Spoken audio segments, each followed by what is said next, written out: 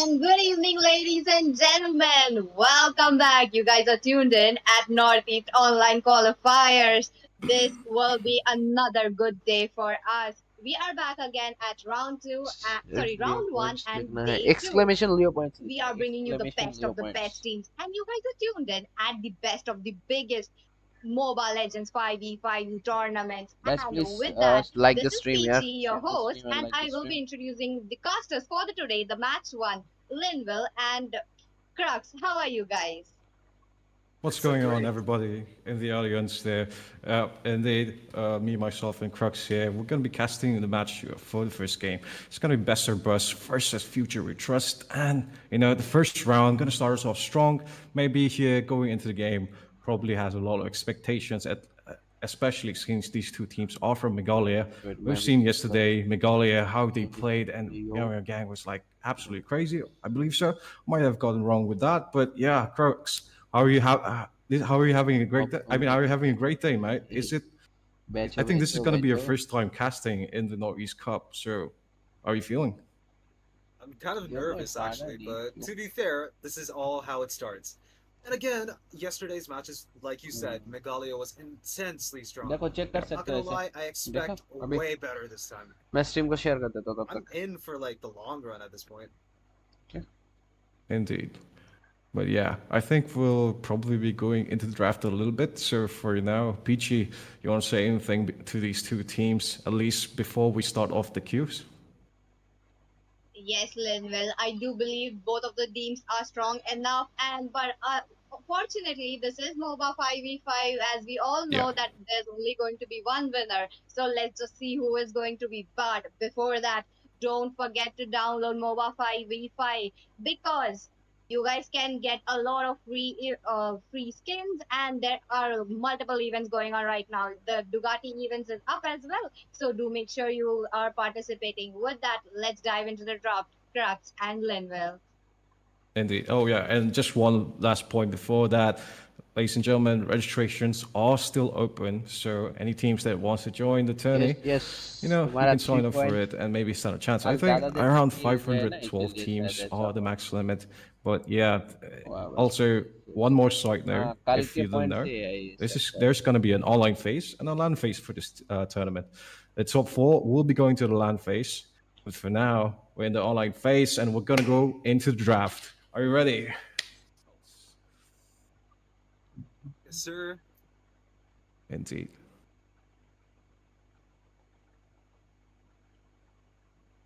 Okay, so now that the match has started, what do you think is going to be the best चलो pick, पहला match तो best शुरू हो band? गया What's अभी. your opinions on the current meta?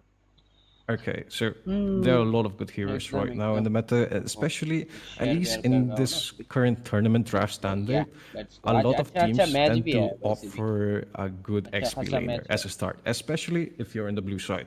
If you're in the red side, you take a snowball pick with either a meta hero in the sense of like if you go for a assassin route, you tend to take, I think, Vixana or some other XP laner that's very competent, like for example the Ruby that just got banned off. But yeah, in this case, I think either teams will be going off of the standard normal bans here, like the Alice alongside. Although Edith was pretty popular yesterday in the first phase of the tournament, a lot of teams looking out for that, and especially the Mincetar here being a huge counter to a lot of assassins might be banned off. To be fair, nowadays I don't even see any of those gold lane heroes. The old OG marksman या type फिर gold lane life से anymore. Full So again, it's all the gold lane heroes that's going to get banned this time. We see a Ruby, Yep. pretty dominant presence in the gold lane. Well, it's because he always freezes the lane. It's मगर so समझ में hard to नहीं deal आया. with him, unless of course you have a अब Clint. क्या बोले And, रहे हो. well, that's pretty much all it. Alice, Lunux, I think these are honest bans. Like everyone's afraid of them. If you have an Alice and an Angela on your team, it's सबको मैं decimation. बुला लेता हूँ ना. Yeah. I've seen a pro match, Share like I करता think it was the सबको. LPL, where there was like Indeed. Gatot, an Alice, an Angela as the roam. I think it was Yves and I forgot which hyper, but I think it was Nolan. But that damage, the sustain, it was impossible to deal with. Like, no, it was not a Nolan. It was an Alpha. It was such a decimating match. It was just a snowball throughout the game. Like, Damn. Yep. And then again, all that aside, the sustain, the gold lane meta aside, we have Su Yu getting banned. Pretty strong hero.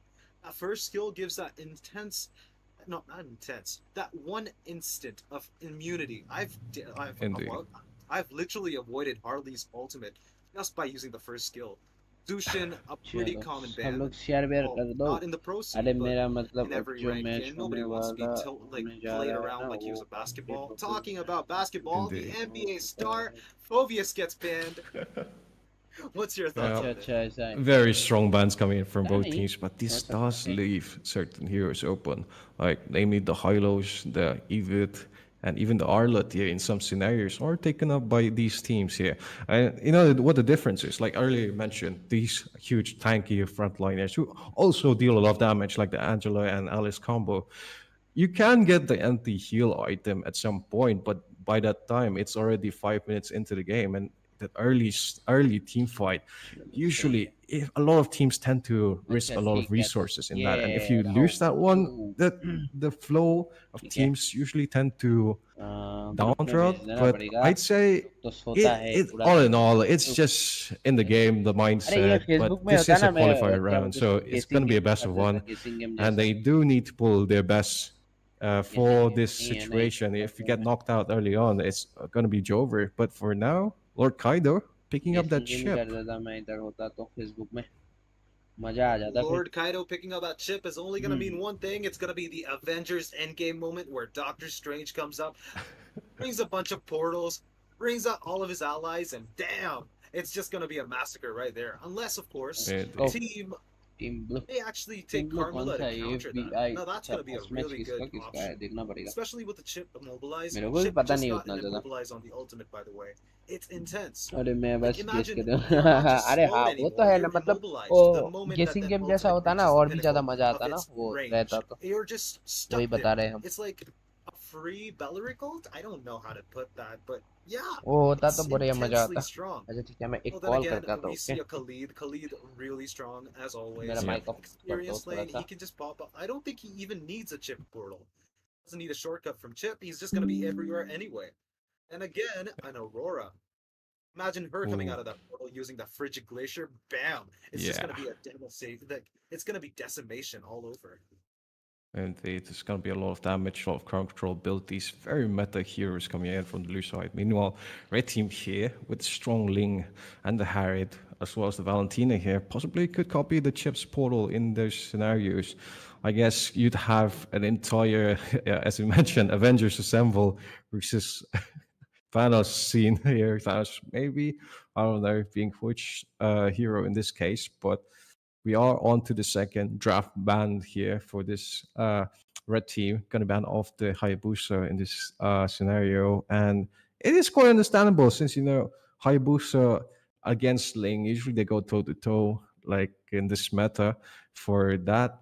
And looking at both drafts, you अरे take मेरा a look at call blue आया रे team. Bay, They don't have their इसीलिए jungler. बंद They दिख don't रहा have था. their goal laner. वो देखो फिर से Bans कॉल आया. already पापा on कॉल the कर देना, jungler here. इसीलिए The थोड़ा Haya could कॉल go पे for a बात करो. Nolan ban. लुल्लू तुम्हारा पॉइंट चेक कर In low. this case, though, red team side, Romer required and an XP laner, Carmilla, precise ban coming in, and maybe even a Claude ban in this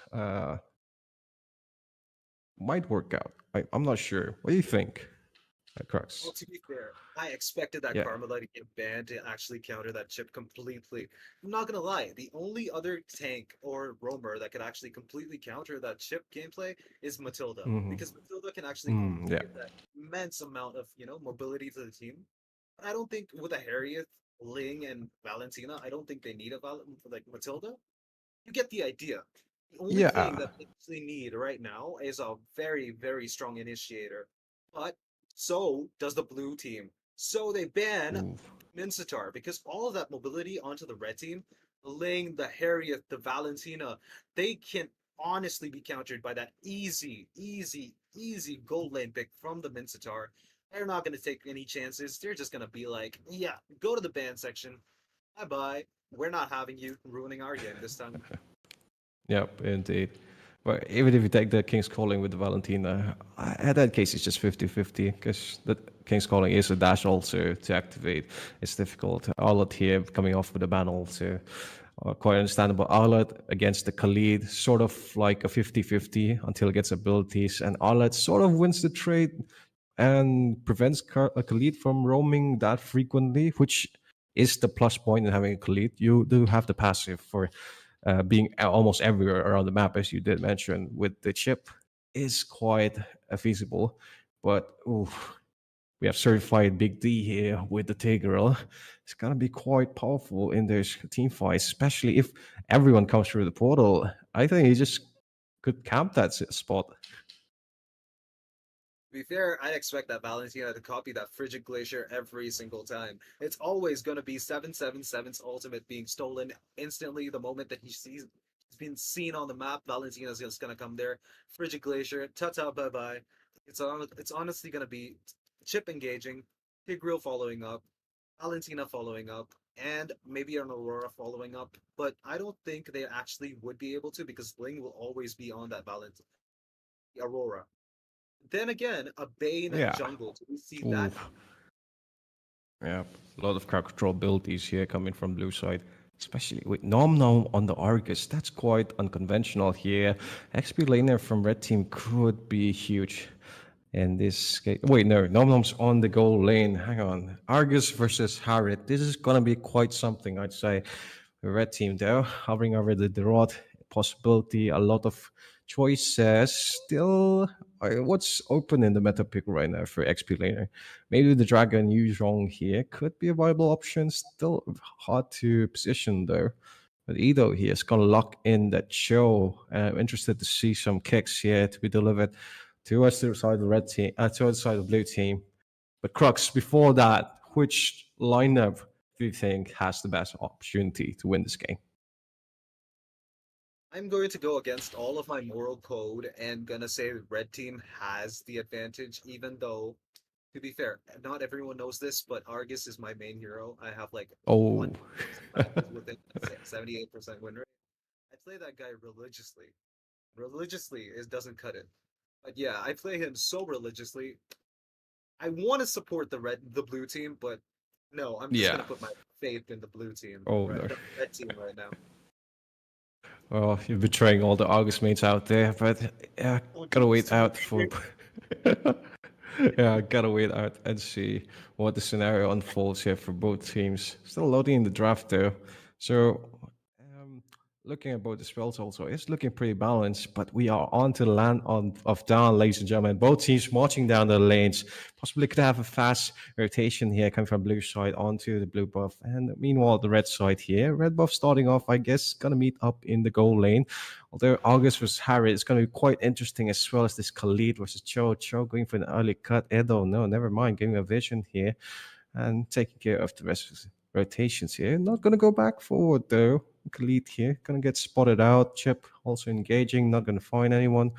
And both teams, I guess, just gonna wait for the levels to set up. To be fair, they actually need to. A Tigreal rotating to the top lane to take that Khalid might actually result in nothing.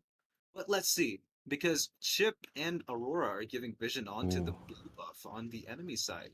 Like I said, Yep. Khalid is going to tank that like a champ, gonna escape. There's not much to see here when that dude is picking the most strongest fighter on the EXP lane right now, at least on the professional scene. And again, credits to Frito because of his amazing gameplay on the Khalid that one match, the Masters tournament. Indeed. I think it's still in the live though. You guys can check that out if you want to. But for now, red team here, rotates coming out in bot lane. Gonna get spotted out. Tego. Bane has the level 4 low. Kaido wants to go in. Doesn't find an opportunity there. This is the problem with the initiation. Neon here, a little bit on range. Not gonna be able to sustain though. Goes back forward. 777, low on HP. Has to wait for the rest of his team. Khalid is here with the rotations there. Doesn't look like red team wants to go on the engage. Tigreal on the bot lines still. And the turtle gonna be spawning up, but Tigreal here going on aggression with the Argus, and Harriet does have the chrono dash, tries to go in. Nom Nom so low on HP, still surviving. How is he still alive? Very unfortunate. Chip here coming to the re-engage though.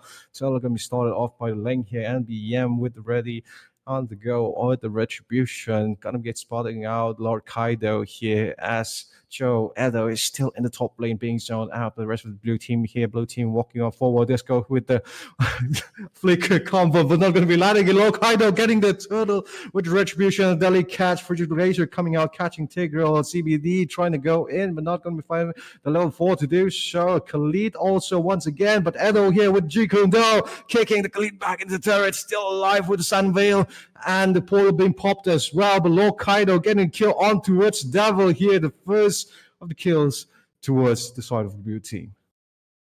Yes, sir. If you noticed, Cho and Khalid both are actually engaging onto the turtle fights, taking initiative for the team. But Tigreal, when he went to actually gank the Argus, he made a fatal mistake because the turtle was up and that was not a good chance for them to actually trade in 1 kill for 1 turtle. And again, we saw insane gameplay from Khalid. Well, Frito would be proud. And Chip is trying to zone out. Chip is trying not to zone out, give vision onto the Ling. The Ling escaped with a sliver of HP, by the way. That was intensely accurate timing. It was so perfect. I would say, if at all you had any bit more bad timing than this Ling, you're not going to cut it in the professional scene, guys. Megalia for the win. And the Passer Bus starting off very strong with the turtle and the first kill. Future We Trust there. Trying to go in for the bot lane side, but August here playing passively, knows his limits, does have the level 5 there on the go ready to forwards, and Lokaido is also here, but diving a Tinkerell is almost difficult in this scenario as NBM instead rotates over the top lane here. Chip's Polo getting popped up, and here comes the Tempest of Blades, but not going to find any Nom here, diving in, very aggressive. Edo also once again, and the Deadly Catch is also being released here, and the kill going to go towards Warriors, get cancelled. Fredo is in the stand lines here praising this Khalid as NBM falls another down once again. 2 kills for Besser Bus as the turtle spawns. Yep. And Harriet got a bit of the gold shield from the tower. And again, both the fighters, Khalid and Cho, go for the Thunderbelt. That's intensely questionable, Cho. I don't know. For Cho, I play Cho and I only build damage. I think I might actually be underlying, troll that goes around killing people with a one-hit build. But yeah, the team fight in the turtle area is going to start right now. Hopefully, I see the Ling stealing the turtle. But Tigreal doing a good job. Wolf and BMW going to get spotted out. Tempest of Blades coming up very early on, and that's the flicker combo by Valentina. Lokaido though gets the retribution and the kill onto us, and BM as Khalid gets a double kill onto Misery and Devil as the rest of Team Future We Trust falls back. 2 members left, CBD and Edo on the mid lane here. Blue buff also being invaded. Lord Kaido diving into the blue buff and gonna push forwards to the bot lane side here as Nom takes down the turret. Future We Trust not looking that great right now as Besser Bus is about to bust, I guess. Yeah.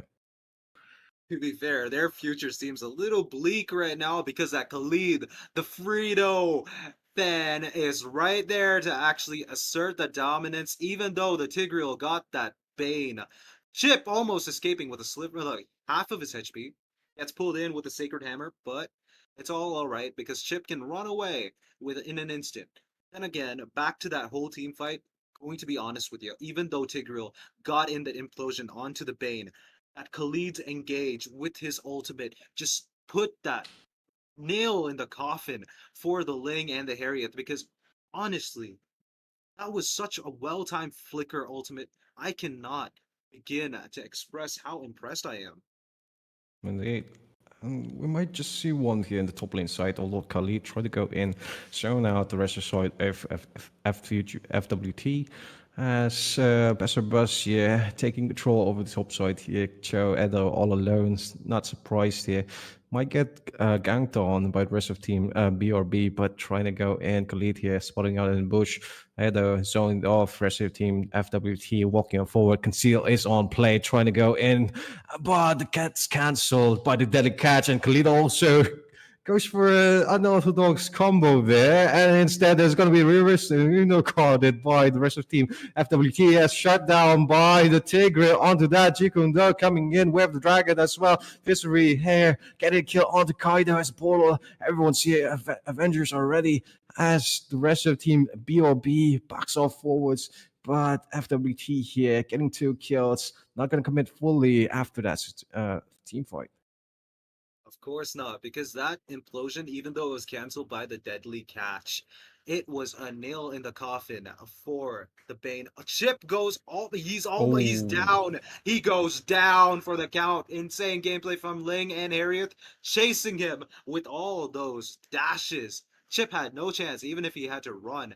Would they be able to get the turtle this time? Because they have lost 2 turtles all this match. And the implosion there coming in and perfectly landed with a combo as well as the blades dropped in with the clean. But the rest of the team, FWT here, not be able to fully commit. NBM does get the kill onto 777 though. However, 2 kills forwards, 2 wires get cancelled. This Khalid is quite a menace to FWT as he's able to, he's just so tanky and he just does so much damage. It was a 2 for 3. It was such a, okay. It was such a good team fight. I was trying to keep up. I did keep up, but it was so interesting not to actually see the fact that Ling almost escaped from the Argus. I wanted the Argus to get that kill, but he got the assist because Khalid wanted that triple kill, and he got the triple kill. Show kicking him into the tower with the Way of the Dragon. Yeah. Khalid has no chance to escape that. Gets caught with such a basic combo without even the flicker. I'm going to be honest with you. How do you expect to be caught without a flicker on the show? Well, slightly underestimated, maybe. I don't know. Caught in the middle of nowhere here. 4 members of BOB ready here for the revenge. Deadly catch, though, not going to be landing. Instead, turret's going to be prioritized. Nom does finish it off with the deadly catch as well. Their FWT here going for a split instead. 3-1-1 composition. Harriet here in the middle lane, was Ling does get the bottling turret, though. Lord Kaido is running off, trying to go for the Tigger, perhaps now getting the lethal in this case. And the rest of the members here looking for an engage, possibly. Might just go on to the ship. No, gonna dashing out quite in an instance there. CVD not going to be fully committing. Does look for the big implosion. Perhaps there, Khalid might just be catching Cho here. Doesn't go for it. And the rest of team FWT trying to go in. No, Lord is going to be spawning in a matter of few seconds. Well, from a 19,000 to 15,000 gold difference, they actually caught up, and it's just a 1,000 gold difference. The team on the red side, I'm actually rooting for you.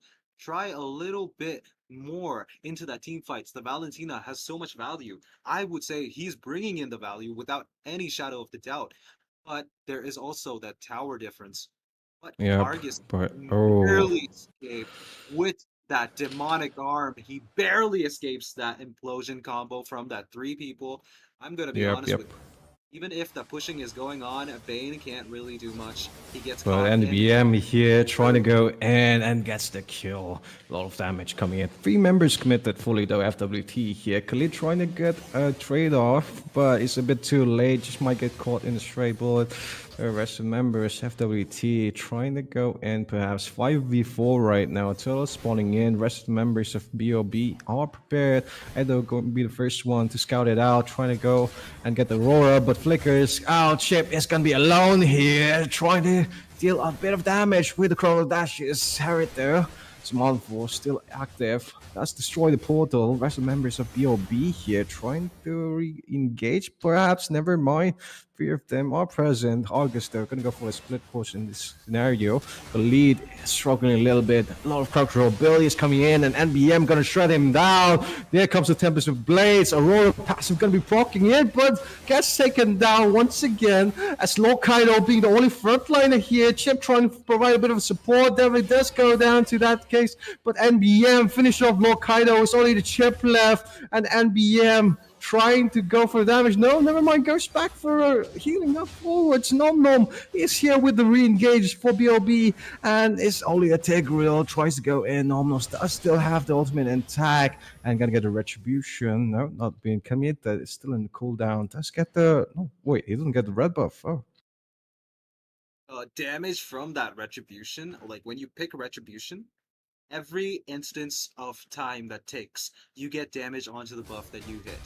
That is what got the Ling the red buff, even though Argus and Chip were actually breaking into his home, taking the red buff as hostage. But then again, we can all see that Harrieth, I'm gonna be honest with you, had such a bad time in that fight, the fight before, where he Yeah. got caught in the Frigid Glacier in the Zaman Force.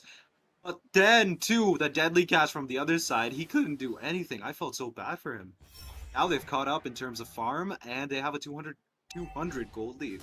If you're And hoping the it, CBD trying to go in here. Does go with the flicker implosion effect, as well as the Frigid Glacier. Misery getting the revenge kill onto 777 there with Dragon Bottom dropped out on towards the Khalid, but he flickers out of danger here as August Nom Nom solo on HP has to force back. Two members of BOB here present. Low Kaido trying to finish off the Harriet, and it's going to be successful in doing so. Misery taking down 2 for 2. Both members ready to engage again, but it's just going to be NBM forward side of the FWT as Nom Nom once again dashes up forward, tries to finish him off, but the mobility from the Ling allows him to escape.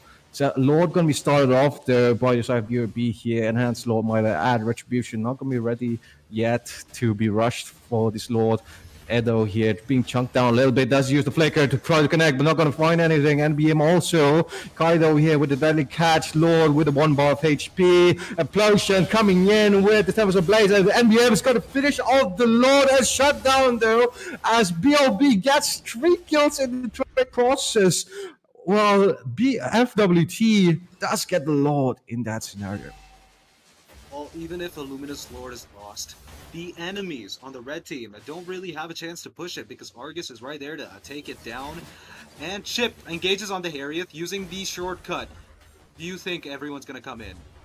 Perhaps no. I mean, they are already present in that part of the map, but I believe that was a bit of an aggression to sort of get Misery in that case. But Devi here being chunked down a little bit. Turret going to be taken down by Lord Kaido there. POB. Rest members still present on the aggression. Has to clear out these enhanced minions from both sides. As Khalid here instead goes for a top lane push, not be answered by FWT. Most of them are present in the bot lane. They're going to be rotating off early on. Conceal, I think, still in cooldown here. Tigreal trying to go in there. Flicker, ready. Conceal impact. But the Deadly Catch pushes him back forwards. Tigreal trying to go in, but so low in HP. Has to force the Flicker here to escape. As Frigid Glacier does come out. Show also trying to find a pick somewhere else, but not going to be connecting. As both members here are just tussling, just trading off skills for skills, and there's not really any kills happening. To be fair, I would expect the Valentina to copy the Deadly Catch. Now, Deadly Catch has a high scaling onto the magic side, by the way, just so people don't realize how dangerous that is as a magic damage build. Just decimates teams. Imagine a Valentina just popping her ultimate that is a Deadly Catch copied. I am you copying the Deadly Catch, and then coming in with the engage on the not Valentina, the Aurora. Yeah. That will be an instant death sentence for them. Indeed, especially since most of the members of FWT here are going to be struggling a lot, though. Never mind, Implosion coming in, 2 members being caught here. Varus as normal gets clean off the board, though. The flicker with Dragon not going to commit fully. Though she's going to get frozen. Frigid Glaciers are coming in. Low Kaido solo on HP. NBM does get a double kill over that trade. Portal also still present, but it's just got 777 and Venzier left as Venzier is lost and going to be taken down by Misery to the healthcare center as FWT here getting a clean 4-0 trade-off. That was hard to watch. I'm gonna be honest with you. Argus didn't even have time to actually, pop his ultimate. The Eternal Evil was not even used in that team fight. But because of that 4-0, they actually are able to take down 2 of the mid lane towers with ease, absolute ease. Aurora popping that complete freeze onto the Tigreal. Hoping maybe Tigreal actually would get caught by the Argus, but nope, that's not gonna happen. Yeah, BOB here trying to stall off some engages. Has to maybe focus on these crucial damage dealers. Instead, slightly difficult with Edo being there and BM there. Gonna get the Lord in that case. Lord Kaido being caught off there. Gonna have an implosion landed on two members of BOB here. Link trying to go in with the Tempest of Blades. Not gonna find a dash though. ZZZ still alive. Never mind. Gets taken down. Killing spree for him. Double Kaido as well taken down. But that's a revenge trade of Virus still in the front lines trying to survive with Nom Nom. Dealing a bit of damage onto Devi. Yes, he does get a trade off. And it's just CBD left. Chip cancelling out the recall. And this has been happening again and again. Future WT here not being able to close it up, and instead CBD has to force to be back as the Lord is pushing down the mid lane turret, though if they're not on time could be in a bit of trouble. No, Minion's going to be spawning in perhaps here. Nom Nom is here with the clearance, trying to chunk it down, and we'll be able to do so. That's another Luminous Lord. Can't waste what side of future we trust. Luminous Lord, I don't think has any value. He's just going down without even pushing one tower. I don't think the red team should actually be taking Luminous Lord, because the moment that they actually took Luminous Lord, Lane's buff might get stolen. But no, he has to pop in the Retribution to secure it. That was a good move. Khalid gets caught off guard by the Harriet Zaman force. Could not do anything with the Sand Veil, was totally wasted. It's alright, because in the end of the day, 4 people are there to defend, and all of them have insane ultimates. Tigreal doesn't have Flicker. His Flicker is on cooldown. So there's not going to be an insane, game-changing game ultimate from his side. But that's okay, because they're able to pick off one tower by one. That's all in the match's plan. It's all going according to plan. Chip is in trouble. Let's see here. Yeah, stuck a little bit. NBM gonna take him down there. 4 members of FWT there present perfectly. It's just 2 of them left here. 3 members of Team BOB trying to defend these turrets and inhibitors. Only 1% left there. Lord is gonna be spawning in for stat. There are 4 members trying to go for engage, possibly now denying some space here in the jungle. Lord is going to be spawning in. I do have some time. I think it's a little bit stale right now. Edo there trying to reinforce on towards the Argus here. Nom Nom has to force back and dash out of the danger situation. Misery, they're going to clean up the turret. All inhibitors gone for the side of BOB. It was such a one-sided match in the starting. The team that did the best is now on the losing side. Right now, the blue buff has been taken and the little creep has been left behind so that it doesn't reset. Bane is having a hard time because of how good they're all playing. I'm not gonna lie, all the towers, I expected the team to be able to completely decimate the red side's map. I thought the red side would not have any towers because the advantage of towers. Wait, they had 6 towers, while the enemy team, the red team, had... Unfortunate for Venzi, he is caught in the middle of nowhere. Mortality also being used, but it's just 5 members of FWT present there. Deadly Catch also committed, and then there's the way of the dragon there, kicks Bane off in the back line, and Misery finish off the kill here, and August still alive, but not be able to damage or survive in that series. Tries to dash us out, but not gonna be finding it. Misery here cleaning up shop, where the crowd control abilities from Edo just being landed perfectly on point. NBM is here with the re-engage, trying to do a bit of damage on the turret here. 777 as well, but the Chiku no flicker causes disruptions just enough for the rest of the FWT to get double kills here onto Virus as the inhibitor gets destroyed, and future weak trust will be moving on to the next phase of the tournament. To be fair, that was such an exciting match. I was hoping that the Argus was winning. I can't lie. I wanted BOB to actually do something, but it's alright. Because in the end of the day, winners will be winners, and, well, Arguses will be Arguses. Tears running down my face, but it's alright. It's okay, it's okay. Yeah.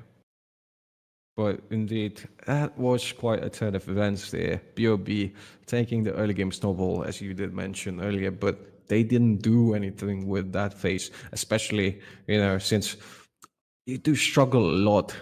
You have the crowd control abilities with the Aurora's Frigid Glacier and the Bane's Deadly Catch. Even the Chip Portal here sometimes works in those scenarios, but it's the damage dealers here for the early game aren't that quite precedent, as they have the Cho's crowd control abilities and the Tigre's Sacred Hammer or Implosion just was too much for the side of BOB to handle, especially in those grouped up team fights here, where the advantage is towards Future We Trust, at least in the surprise effect with the flickers. But yeah, unfortunately, BOB taking loss on that round there. Looking a bit on the stats and itemization here for both teams. For that, though, PG's waiting for us, guys.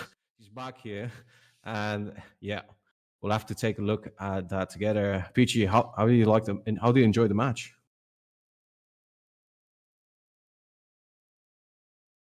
Uh, PG, your audio. Am I audible right now? Yes. Okay, so that was quite an exciting match, I have to say, because the chip that Argus and in future we trust they actually managed to pick up the aggression to themselves. That was the biggest thing that they actually shown us into this match. Indeed. And there's engages here, perfect implosions with the flicker. Especially, Chip got caught off so many times in those important team fights. The frontliner being majority the Chip, just, it was too much for BOB to handle, it always being down one man. I think August in a lot of scenarios did go for split push instead of those team fights, which did cause a lot of problems later on. So, To be fair, I would say the only counter to a Tigreal would either no, not only would be either a Diggy or an Akai.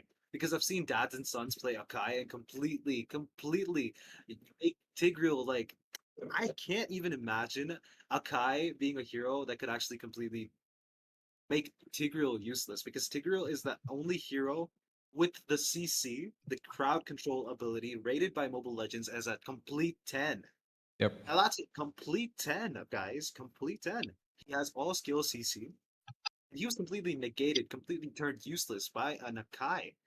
Come on, guys, you gotta try Akai. indeed, very much agreed. Well, yeah, I think that'll be all for the first game of today here in the Northeast Cup. There, it was best or bust versus Future We Trust, and representing the state of Megalia, Future We Trust moving on to the next round. And I think we have more matches to come in the following timeline. But yep, we'll probably be back after a short break. But you have anything to say, guys, before we go? Nothing much. It was an exciting match, but there's gonna be more exciting matches coming right up after this Indeed. short break. Ray, how Oh about wait, you, hang Dan? on. Download the Mobile Legends 5v5. That's it. Download the game, guys. As well as Yes, sir. registration slots for the tournament are still open. We just had to put that there. Yeah. Well, yeah, we'll be right back after a short break. That's Crux Massive.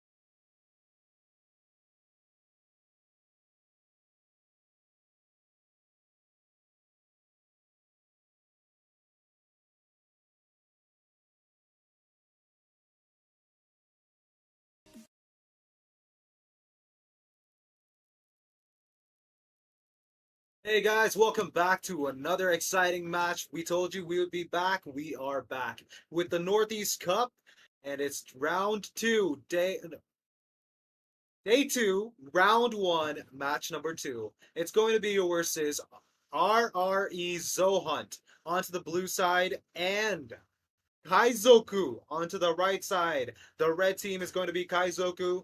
We're going to see some One Piece action here, guys. Get ready for some exciting Zoro gameplay. And we have on the caster desk the magnanimous, the most amazing Linville. With him, we have the most amazing caster I've actually met, Peachy. Welcome, guys. Thank you very much, Crux, for the intro. And yeah, ladies and gentlemen, it is the round one of the second match of the day. We did see the first match there, and it was quite the change in pace with the comeback there done by Future We Trust. And hopefully, we do have it's quite interesting match up against here today with RE Zohan versus Kizoku, and both representing the state of Mizoram, which, if been quite famous and famous in this, it's either the best or the worst. But today, hopefully, it's gonna be the best. But yeah, Peachy. And to remind you guys, each of the states will be representing one team and they will be qualified for a land tournament that will be held in Assam. With that, I am kind of excited to see the matches because it is Zohan. They are one of the top squads in India right now, but slowly they are climbing up and they are kind of actually securing that spot as well. So that is where these other big squads are actually participating. With that, I am truly excited. Crux.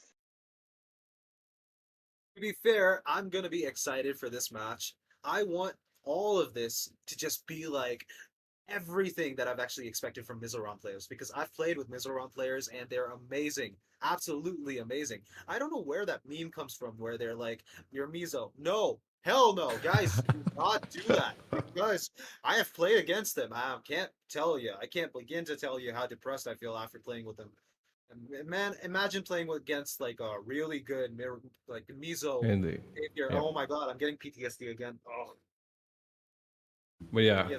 I think we'll probably be interested to see what they have in store for us here. As I did mention, Crux here, quite high expectations here coming in. But we will be going on to the draft now and see what they have in store for us.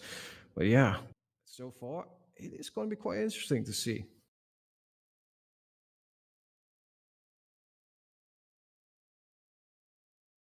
Okay, so we're into the draft here. Bands already coming in. Two bands done from both sides here.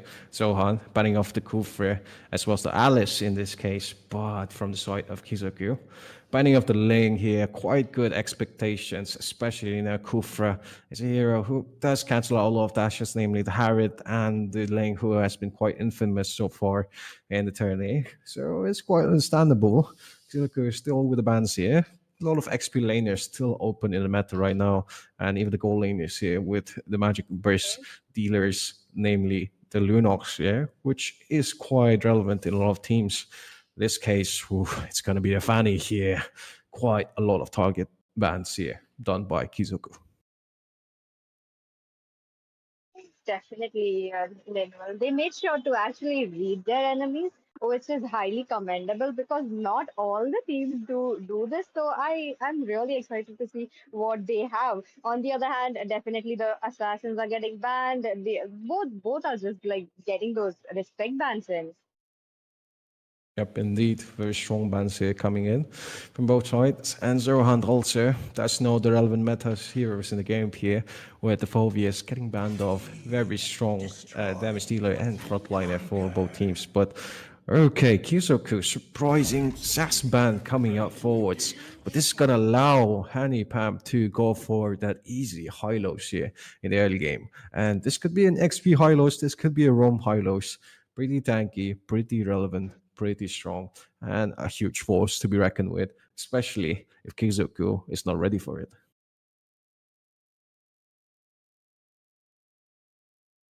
Linville, look at that. The first bans are already in Team Zohunt. Oh, without wasting any time, they picked up a high loss.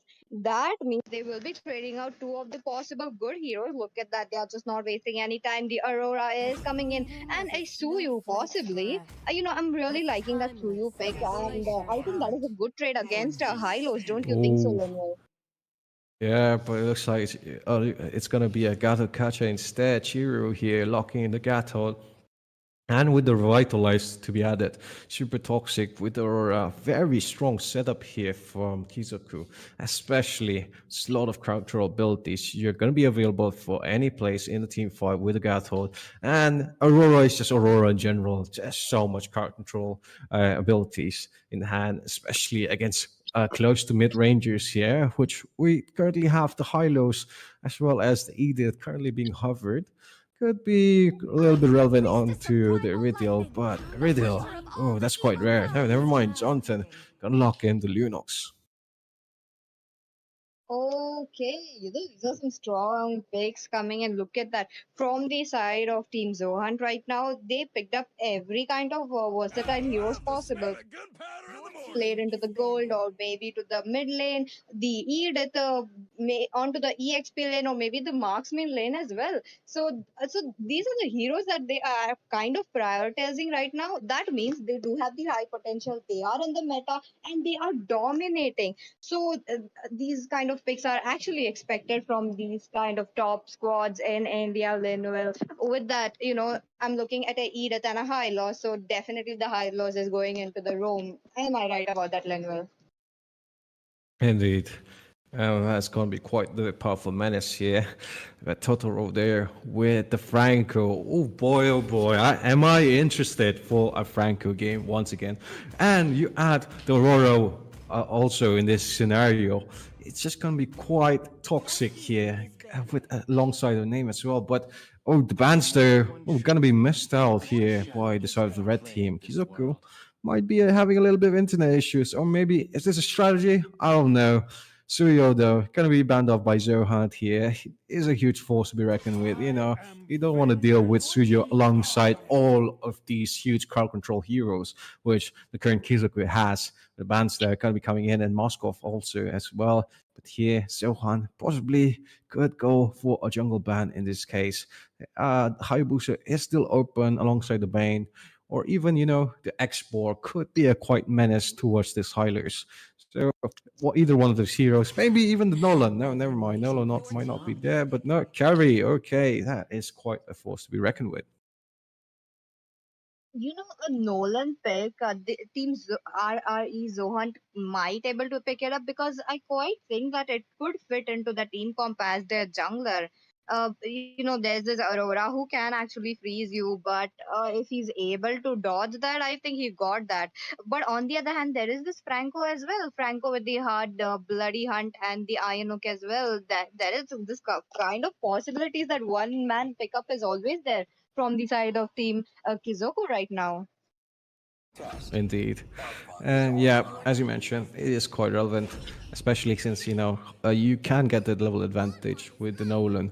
But against Totoro here, a Franco, we did see yesterday one of the teams pick up a Franco against the Nolan, and it was just a huge menace in jungle, which this case, can be answered by the Hylos and the Lunox. But, is it a Illusion Shift? No, never mind. It's a Hayabusa. Okay, that Loopy's guys here can lock in the Hayabusa with Prime on the 1-1 here. This is going to be quite an interesting matchup with Mila Toymoy here with the Alpha alongside Wind does hover over the Ixia. There are a lot of potential heroes to be picked. There has to be quite the target pick against this 1-1 because, a snowballing 1-1 is just going to wreck your game, even if you have Franco. Definitely, Leonel. For a few seconds, I think Loopsy guys actually had our hopes high that he would be going with the YSS strike, but looks like the Hayabusa will be coming into the play from the side of Team RRE Zohan. On the other hand, I have to commend that pick of the Bruno against a Hayabusa. you had the last pick. You're looking at your enemies as well. You have a 1-1 against you. Is this the right pick, Linville? Oh yeah, maybe I'd say in the early game they do lack a little bit of their damage with Kizoku here lacking in that section. So most of the team fights might be oriented towards the goal lane side, and you have to have that advantage against the 1-1. Bruno might be able to shut it down in the early game, mid to late, possibly two shotter if doesn't have the win of nature. But in this case, though, it is quite a fair matchup. But before we go in, PG, which lineup do you think are you gonna be favoring at least for this game? I am favoring towards Team RRE Zohunt this time because they have the high loss, they have the 1-1, but maybe not so into the early game. We might not see a lot of action coming in, but Yeah. those pickups right there, I think this is going to be exciting, Linwell. Indeed, the potential for RE Zohunt here is quite strong, especially, both teams, they do have these bulky frontliners here with the high lows as well, the Gacha, both revitalize. So a lot of team fights are going to be happening, at least in the third lane scenario. But we are on to the land of dawn, ladies and gentlemen. Both teams marching down their lanes. And before we go on forward, don't forget to download the game Mobile Legends 5v5 if you want to participate in the tournament, which, by the way, registrations are still open and we have some slots here for the tourney if you want to participate. Two phases of the tournament here. But, yep, buffs there. Going to be started off by both teams. On the red side here, blue buff, purple buff, high boost are going to start with the orange buff. Most of them going to meet up in the goal lane side. High lows, Jonathan trying to force out the retribution perhaps very early on. Super toxic, still hovering over that. Not, I think, lagging a little bit maybe in that case. Prime is going on with aggression. Totoro trying to answer back and force. Hook maybe perhaps not going to be landed though. Iron Hook kind of be missing. Honeypan here with the engage. Not going to be finding anyone. Forced to go back here. Invades though, coming in very strong here by Jonathan from the side of RE Zohunt. And it's just denying Toymoy all of his early game space here. Hook also not going to be landed, unfortunately. Retribution not going to be used here. No, never mind, doesn't have it, but able to take the red buff. Secure perfectly well. The high loss is so content. Look at him. He's just going in with the ring of punishment. He's so Ooh. aggressive, but looks like the first blood Yeah. almost there. And it will be the Aurora picking up the first blood. It was an over aggression coming in from Team RRE Zohan right here because once you are actually trying to bait out that retribution, he should have backed off, but I think that was just not the play that we Team RRE Zohan wanted to show, but looks like we got it. But on the other hand, the turtle will be spawning up. Right now, there is some kind of a lead onto the side of Team Kaiziko already. Yeah, blue guys here trying to make a play. They'll not may find the edge. Jonathan also trying to walk up forward. Doesn't have to revitalize. Both teams using up the spells. And Turtle, as you mentioned, spawned in.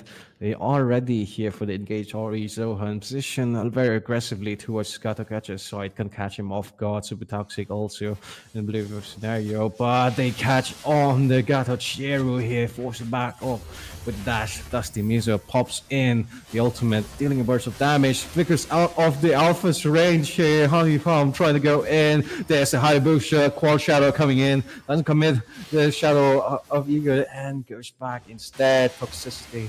Gonna miss out the hook there. As Jonathan backs off forward. Perfect zoning here. Perfect positioning by RE Zohunt. Definitely, Linwell. They made sure to get the river area control so that he would be, oh, wait a minute, into the mid lane. Yeah, I think it's going to survive there. It doesn't have full commitment. Passive procced, so that is quite a turn for RE Zohan here. But Jonathan is just so aggressive. Right? He does have the level 4 Totoro also, but not going to be denied here. And I think just hovering over and just taking so much space here away from Kizuko. Jonathan is definitely over aggressive, like in those situations that it is not needed. But his zoning ability, his vision giving ability is so on top notch that look at him, he's already giving up a lot of space for the mates to come up slowly, rotating towards the top lane already. Hayabusa already in some kind of position, like he's trying to see if there's anyone he could catch off guard, but that's the role of Hayabusa. That's the thing, you Yep. know. Oh, but Iron Hook gonna be Oh, landed. Oh, towards the Bruno. And Prime getting taken down. Hayabusa here with the Ogi Shadow kill, but dealing a lot of damage. Not gonna be finishing off there. Honeypam doesn't have the Abyssal ultimate here, Chaos ultimate to finish them off. They're so low in HP. Wants to go in. So tempted. Honeypam playing off the lanes. Does have the ultimate. Trying to go in. Lopi's guys there in the mid lane here. Cutting off and engage here with against the Argus. Against the but trying to go in. Brilliance ultimate being popped, a lot of damage being bursted down. Win for the Jonathan, but Iron Hood back into the turret. Super toxic, getting a double kill. Kizoku here getting huge trade-offs. the butcher is definitely cooking. What an Iron Hook coming in into the top lane. First it was the 1-1, then it was the Lunox. Oh my god, that was a point right on, I have to say, Linville. On the other hand, another turtle will be spawning up. This will be the second turtle. While both the teams are fighting out for the river area control again, Gatotkacha is there for the helping his team again. Even Edith is available. This is, I really have to say this is going to be a very exciting but battle that would be coming But in. super toxic there, getting taken down very early on. There's a mix down for the side of Kizoku here. 3-4 Galaxies are going in onto Jonathan, dealing a burst of damage, but not going to be finding anyone. Instead, going to be flipped by the Edith backwards.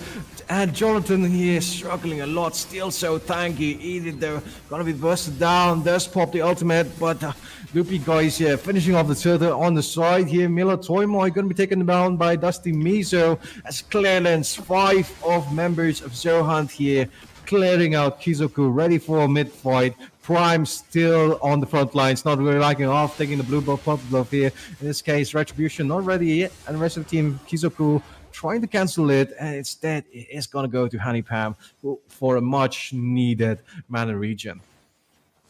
Oh, I told you this is going to be exciting. Look at that, another engage coming in. Yeah, very strong here, because pop out the glorious pathway, but Jonathan not going to be finding anyone in the side of the enemy turret here.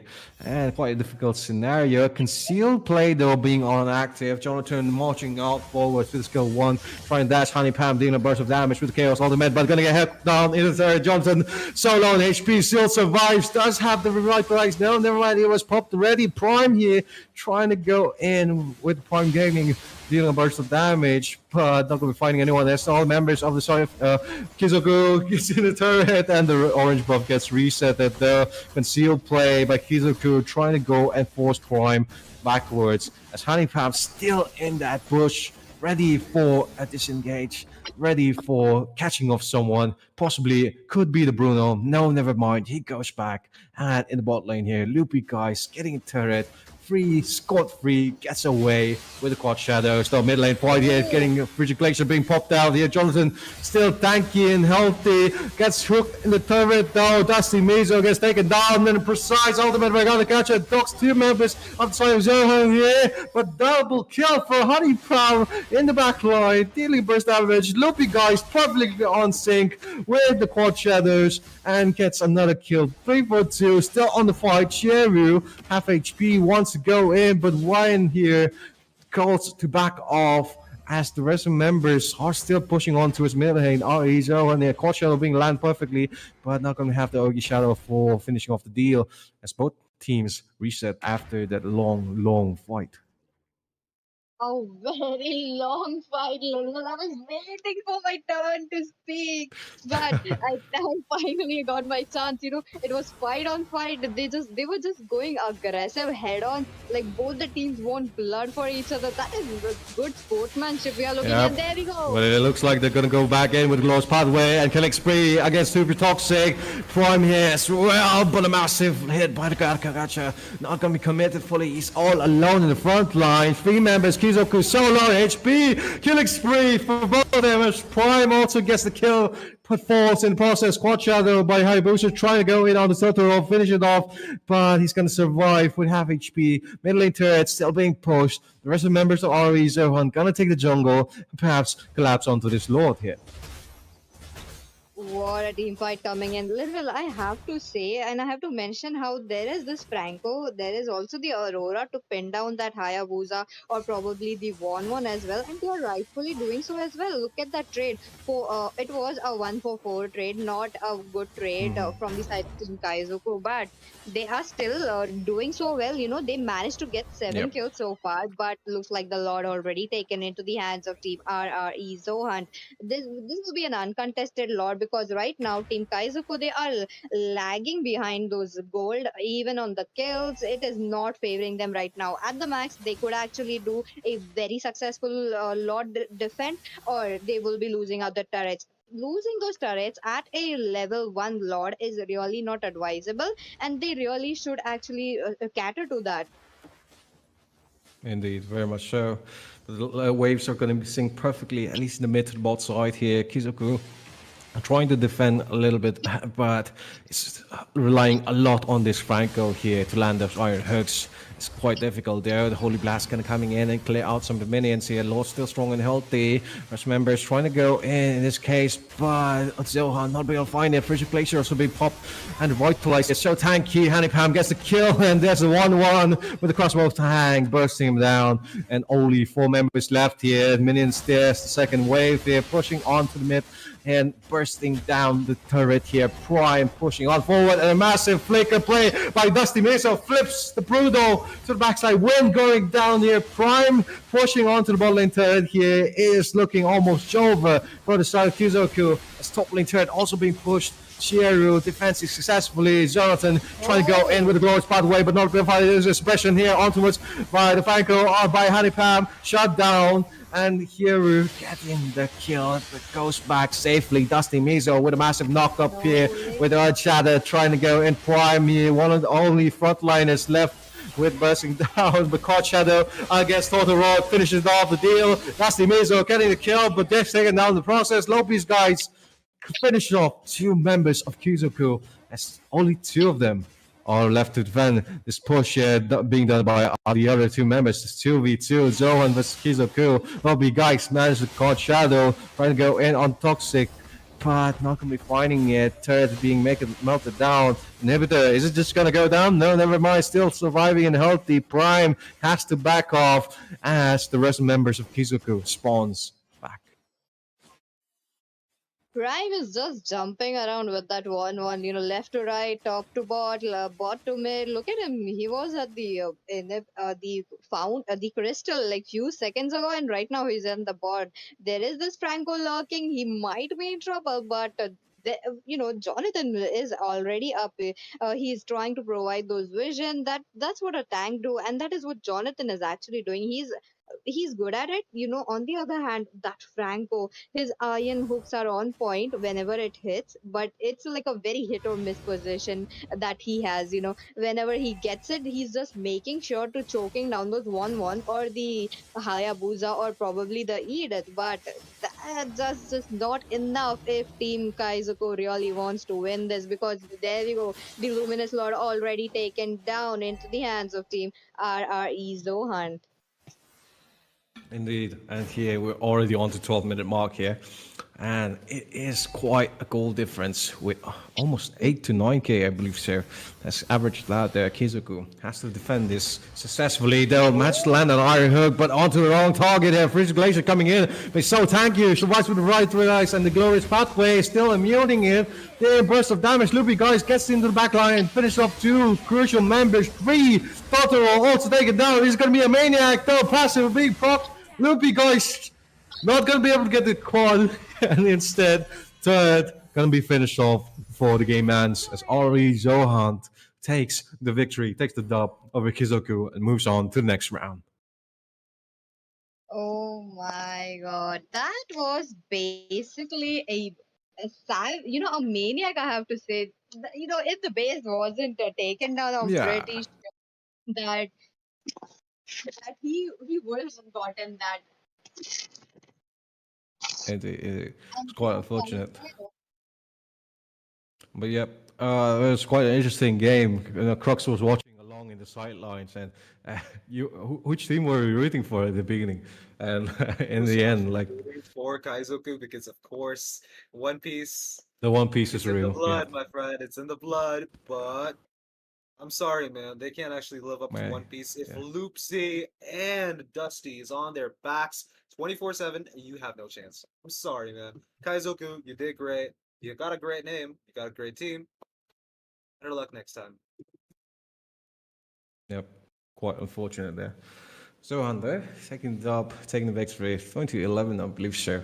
And it was quite the spectacle to watch the PG almost have a chance to catch, because there are team fights after team fights, so many scenarios. And I believe at least Zohan there, they had the aggression from the early game in the start with Jonathan there on the high lows. It was just not letting any space to be given onto Kizoku, which, is the lack of control. Because of that, the Aurora and the Franco, you lack the punishment for the high lows. And if you're not landing those iron hooks, it's a very tough call, especially even if you have the bloody hunt there. The rest of the team, if Ori, Johan, they're just going to come on. If you, I mean, it's just going to be the initiation for the rest of them to start off. But yeah, that was quite the game to watch. Yeah.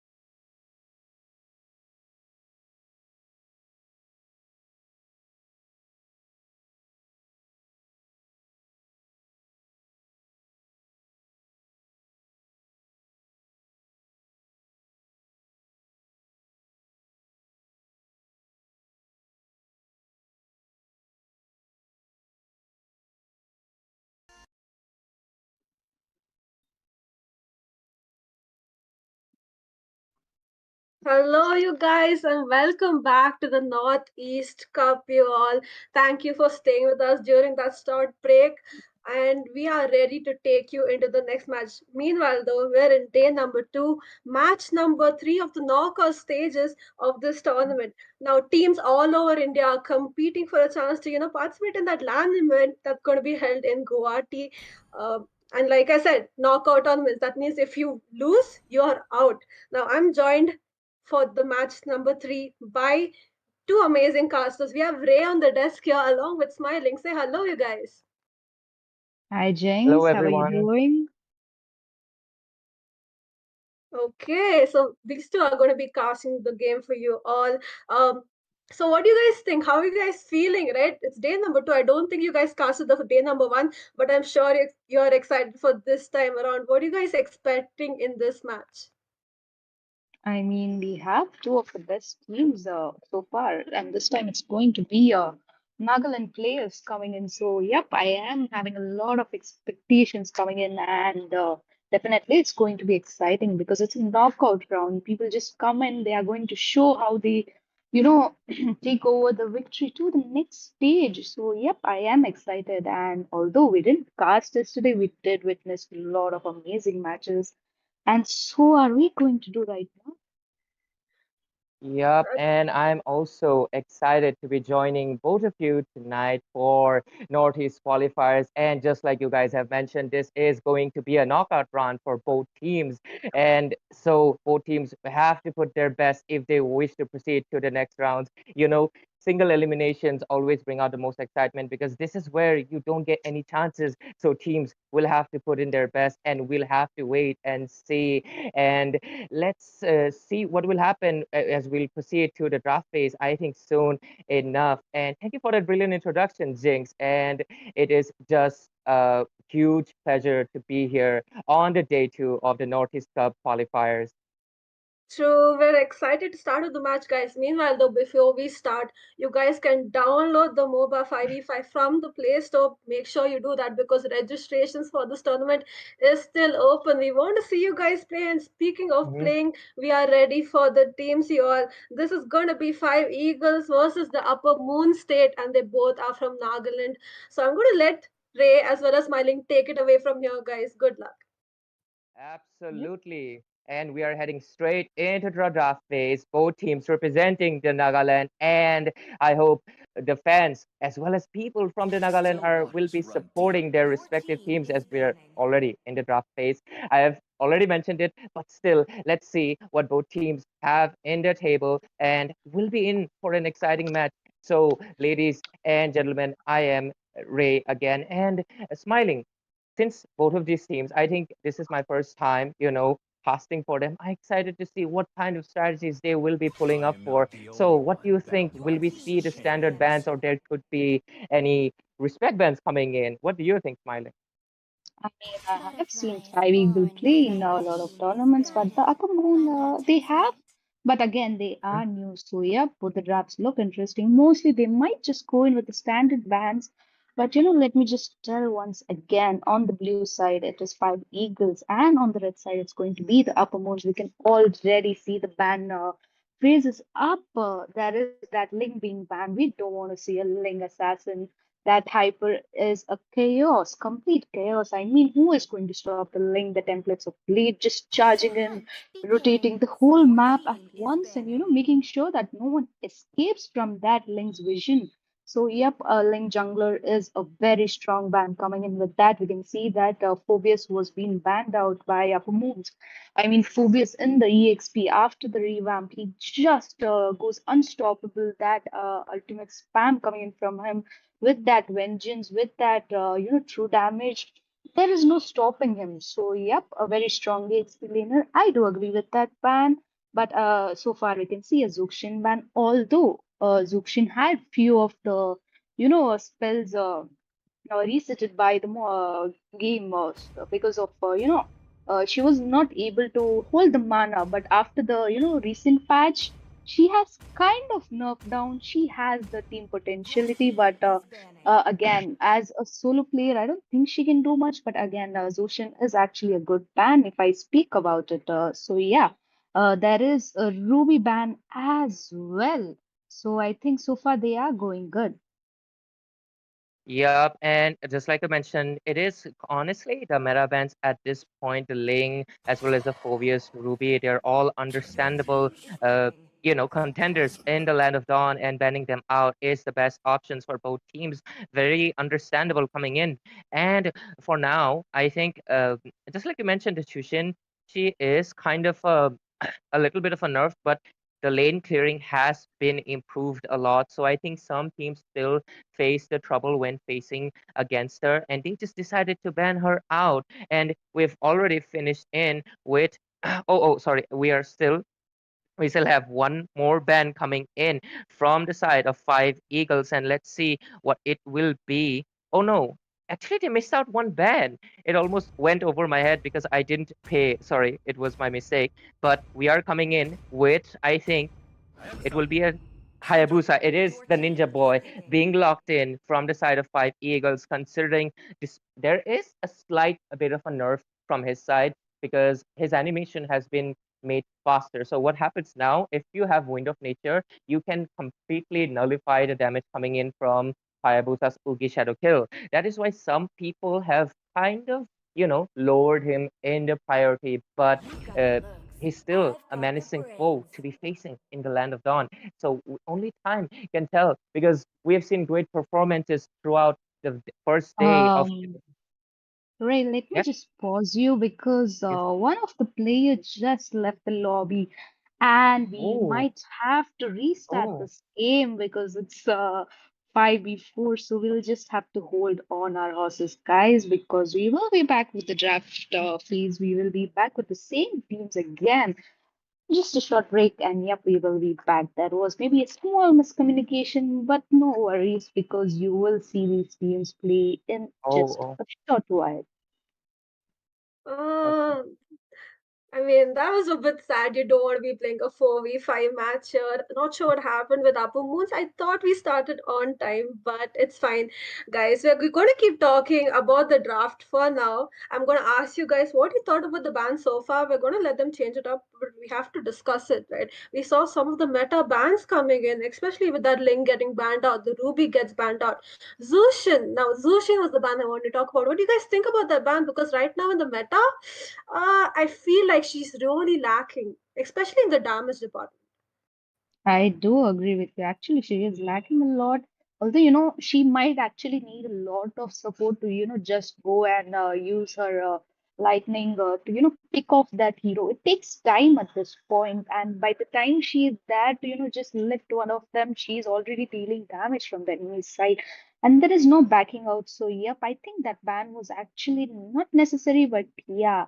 I think Ray, I'm not sure about the Terizla ban. I mean, I agree he is a strong EXP laner, but after the nerf, do you think he was, valid ban?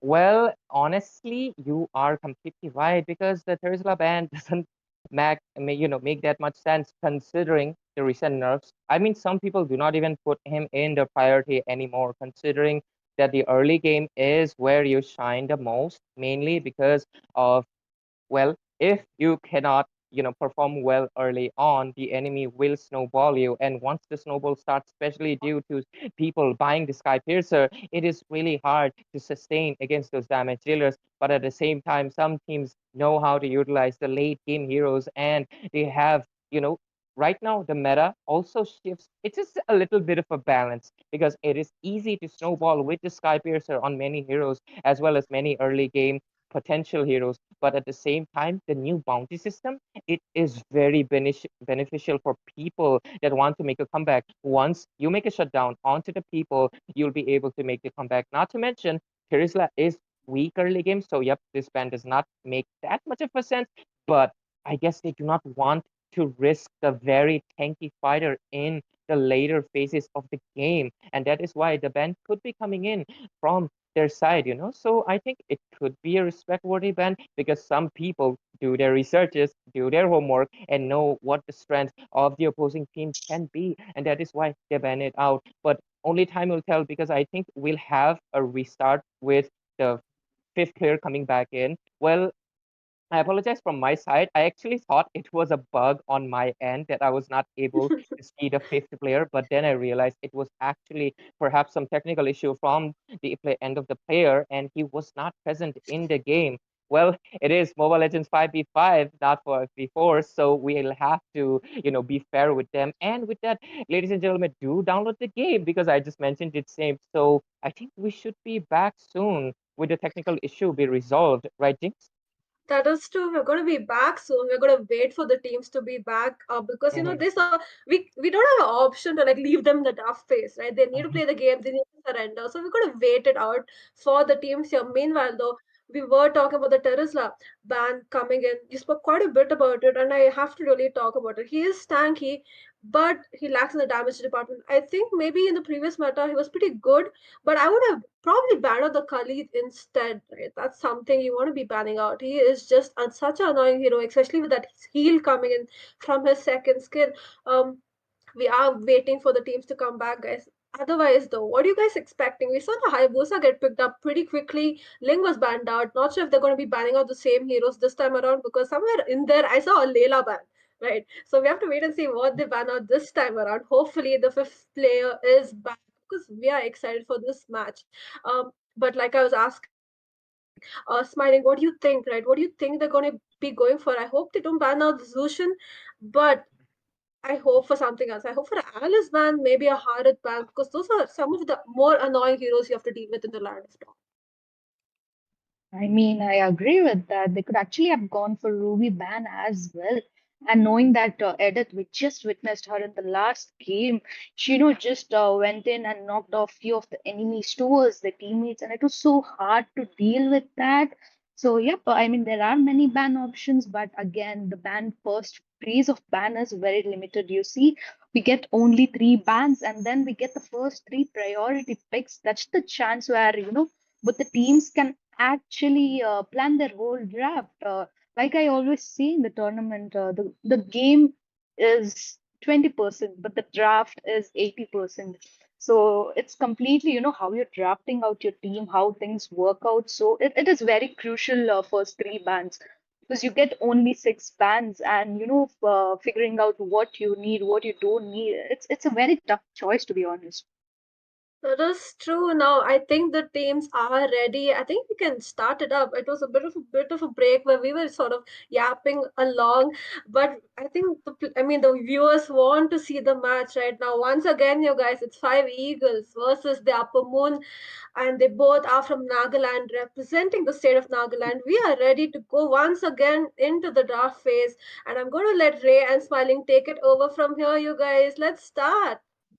Yep, Yep, we'll guys, take it welcome over. back. Yep, Yep, welcome welcome back. back. Okay. We are interested. Okay, you can go in, Ray. I'll talk Okay, after okay, you. definitely. Welcome back, ladies and gentlemen. There was a technical issue facing from the fifth player of the side of the upper moons. We thought, actually, I thought it was an issue on my hand, but anyways, we are back and the game was restarted. But anyways, we are back into the draft phase again. Five Eagles on the blue side as well as Upper Moon on the red side. Let's see what they will be doing this time as the game is, good to go this time. Anyways, I think we'll see similar bans coming in because they have to follow that procedure except for the Lala ban. I think they did that because they kind of realized that this game would be restarted, but still, let's proceed and we'll have, like, I think they should maybe speed run the ban section, maybe not. It depends on what they're deciding to do so, but only time will tell. Oh, yes, they will be following with the similar ban as before, and we'll probably see the Hayabusa, and we'll have to wait it out. Until then, Smiling, you can say a few words to the audiences, like, remember the thing, like, they should join this tournament because there's so many spots still left. Registrations are still open. You can mention that definitely. Yep, registrations are still open and people can actually still go in for it because it's still knockout round, guys. You have the chance. You can get your team forward and you can challenge yourself. I mean, you don't have to come in and try to go on the top. It would actually be a fun learning experience for you and your teammates to just come in and register yourself, knowing where you lack and where you don't. So it is a good opportunity. I do recommend people to join in, get your friends in. It will be a good communication. And yep, the bands so far are similar, but is Ghatot Kacha, was he banned in the last phase? Is my question. And nope, the Gadot Kacha was not banned out. I think they didn't, there wasn't any ban coming in actually. That is why I mistook that perhaps there was an FK disconnection issue on the team fight Eagles, but it was the other side. But anyways, since everything has been resolved, we'll be following with the game smoothly. And this time they are going to be doing the proper bans out, and it is the Gotokacha this time from the side of five Eagles. Considering his presence in the meta has recently climbed up a lot, and people have finally understood the potential of one of the Indian legends, and so it is really nice to see this guy. If you see Gatot Kacha bad like few seasons ago, people would think like you're maybe lower tier player, you do not like understand the meta, but right now people actually emphasize on the Gatot Kacha band because of how versatile he can be. He can play the exp, he can even go to tank, and some people even play him full burst magic damage, which gives him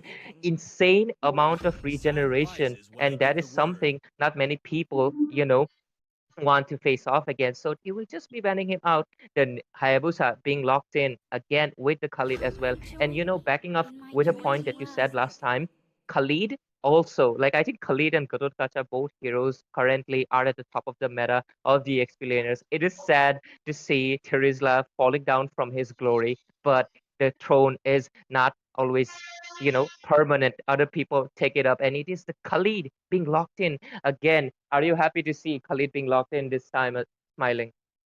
Yep, definitely. Khalid is a very strong EXP laner, and it's nice to witness him in the map because he just bursts out immediately on the enemies, and the fact that he has that HP regen gain skill also, it's so he's you're attacking him and he's standing right there on your face and Yep, healing himself. I mean, can yep. you imagine that feeling? If you're playing Khalid, it's like, man, I'm the boss. That's the kind of feeling you get. So yeah, the Khalid very strong pick and a Lunox mid laner. I do agree. She is a very very strong mage.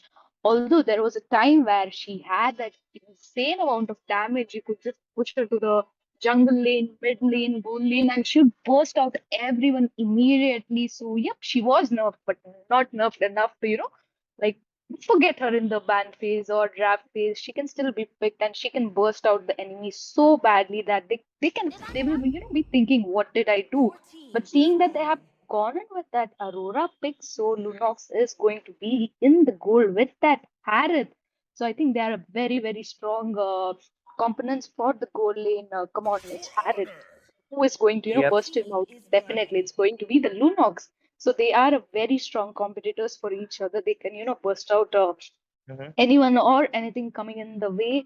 Meanwhile, we can see that Aurora in the mid lane, I do agree, she is very strong. She can just go in with the, freezing freeze and just, make sure that most of the players are just freezed out so harshly that her teammates get an advantage, she get an advantage. So it's definitely a plus point, but we can see a Mincetar pick coming in now. The point here is I know Mincetar is there, but again they can shift him to the EXP as well as the roam. So yeah, they have a plus point. So it's again based on the draft. They can switch him very easily, and the second draft phases begin. We can see that Tigreal is being banned out, Nolan is being banned out. Right now, Team Upper Moon is lacking a hyper, so it's smart that they ban out the hyper and tank ban, where both the teams are actually missing a roamer. They are limiting the roamer pool for each other. Yep, they have banned out the roamers like two tanks, and with the chip ban, that is three tanks. I almost forgot the teleporting raccoon being not open so far. I thought maybe one of the teams would be picking him quite early on if he was open, but seems like both teams have different strategies under their hands, and they do not wish to utilize the double-edged sword that chip is. With chip, you can teleport five of your teammates, like, and completely make the game into a 5 versus 1 in any lane. But at the same time, there is an issue with chip. your enemies can also teleport with his skills. So I think many people do not, want to take that gamble, and many teams just decide to ban him out, and we're just seeing that. And backing off with what you said, the Minsitar, I think it's a little bit of an odd pick considering the place that he has in the meta right now. I think Minsitar is best utilized in the goal lane with the Trinity build. It makes him a really fast stunner. Like 1 second of his second skill, and you're permanently stunned inside the King's Calling. And that is why Minsitar is mostly played in the goal lanes. But I think some people also like to utilize his fighter side because, after all, he is indeed a fighter. But I think he lacks in that department because you cannot stun as fast as you could if you were in the goal lane, getting all that funneled, all the items that you required. But anyways, with the draft phase, sorry, the ban phase already over, the tank's been banned out, and Aura picked on the side of the upper moons, and Xborg as well. And the side of Fight Eagles are responding with the Vexana and a Matilda combo. I was low-key expecting there could be a Carmilla combo coming in, considering the amount of, you know, combinations they could have done, but they're deciding to go with the safer option. It is the Matilda with her Eagle ultimate, making sure they can log into one person or retreat at the same time. There's only 30 seconds or so left until we see the last pick coming in from the side of Team Upper Moons. And after that, the draft will be finalized, and we will see what compositions both teams are running. And 5 seconds or so left. Let's see what the Upper Moons are cooking up with. Oh, I just mentioned Carmilla, and there we go. It is instead picked up by the side of the Upper Moons. And now that the draft has been finalized, which draft do you favor a little bit more, Smiling? I mean, both the team look great in the composition, position, and every aspect of the map sense. But honestly speaking, I feel the Upper Moon might have a little advantage because they have that X-Bog in the jungle. Although Hayabusa is a very strong jungler, he is an assassin himself. He can melt them down, but he needs the farm. He needs some time. It is mainly depending on how. I mean, if I talk about the rotations, okay, Matilda, she can, take her guiding wings and make sure that the rotations are done pretty easily, pretty quick. They can go in for a lot of rombo combos in that state, knowing that there is Minsitar, Harith, and Vexana. With that Hayabusa, they have a lot of opportunities, okay? But the fact that Upper Moon has that Khalid in the EXP who can just burst out, and Brunox making sure she can burst out, she can actually even, make sure that Hayabusa's shadow kills are, just gone in haste with the light form. And Aurora, just freezing out most of the heroes right there. Carmilla with the Curse of Blood, Xbox just, popping his ultimate right in that Curse of Blood. They have advantage, but again, like I always say, it depends on the team composition, their fights, their rotation, their positioning, and everything matters. So, yep, guys, we are in the land of dawn, and the game has begun. This is the knockout round. We can see two of the amazing team from Nagaland. That is going to be Eagle 5 and Upper Moon. But look at that! Look at that! The team fight has already started. Matilda very low will be forced to use the flicker just to escape. Yep, and she wasted her resource quite early on. Flicker is a valuable resource for the roamer because it is the escape as well as the initiation that you require in the early phases.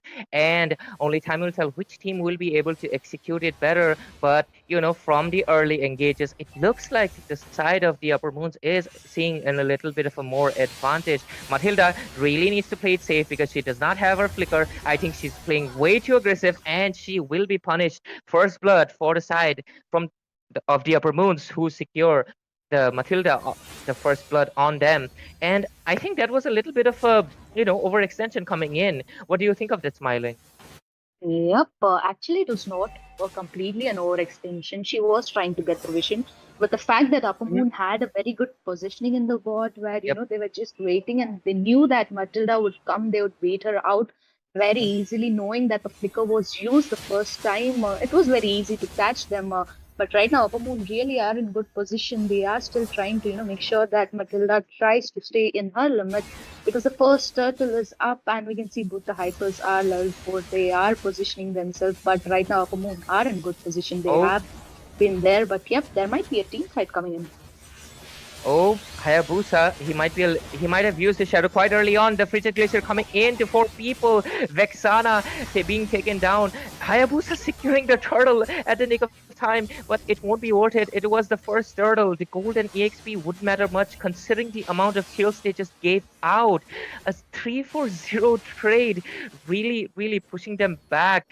And I think the gold will also, yep, 1000 gold efficiency, and it matters a lot. Many people might say, like, it might not, but this is still only 3 minutes into the game, and giving it out so early on, instead of, I think, the turtle, they should have prioritized on a pickoff considering they have the Hayabusa, but instead they went for a team fight exchange for the turtle. Only time will tell if that was, worth it or not, because in my opinion, that was a little bit of an over-engage. And Matilda actually needs to know one thing. She does want to, give out the vision to her team, but she is a support. She does not have the tankiness in the early phases. Even in later phases, she will remain quite squishy because after all, she's a support, and she needs to be careful of that positioning and make sure she does not give out those kills to the opposing team. Khalid with the 3 kills after the engage, he is a little bit of a fed up. He will have the advantage over the Mincetar on the XP lane, and only time will tell, as the gold lane seems to be the focus of the side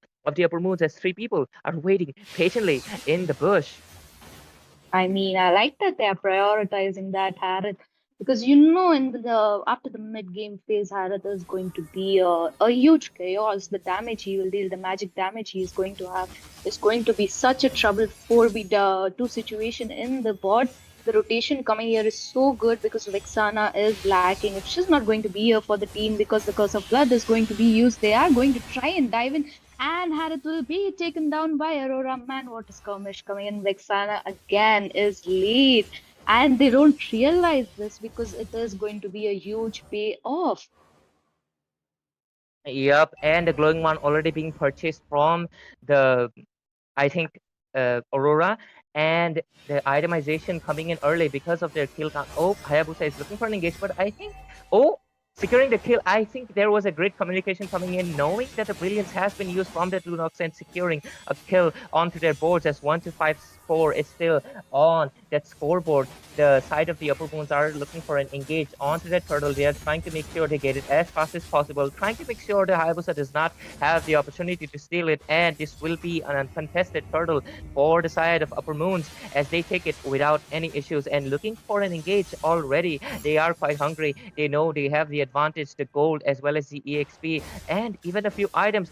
Oh, but look at Mincetar. He's trying to make a play into the top. The Raging Sandstorm coming in. Khalid trying to retreat as fast as possible, and I think he will have his second skill ready if there was an engage, but he decides to not make a gamble, and he will just be retreating to the fountain to regenerate most of his HP. And looks like the side of the 5 Eagles will look for maybe a top push, but only, oh, mid lane already. There is an engage onto Hayabusa, but he uses the shadow. Oh, retribution coming in from that export, using the last insanity and getting the kill onto the Hayabusa, and a jungler trading the kill for the jungler. Oh, even a gold lane.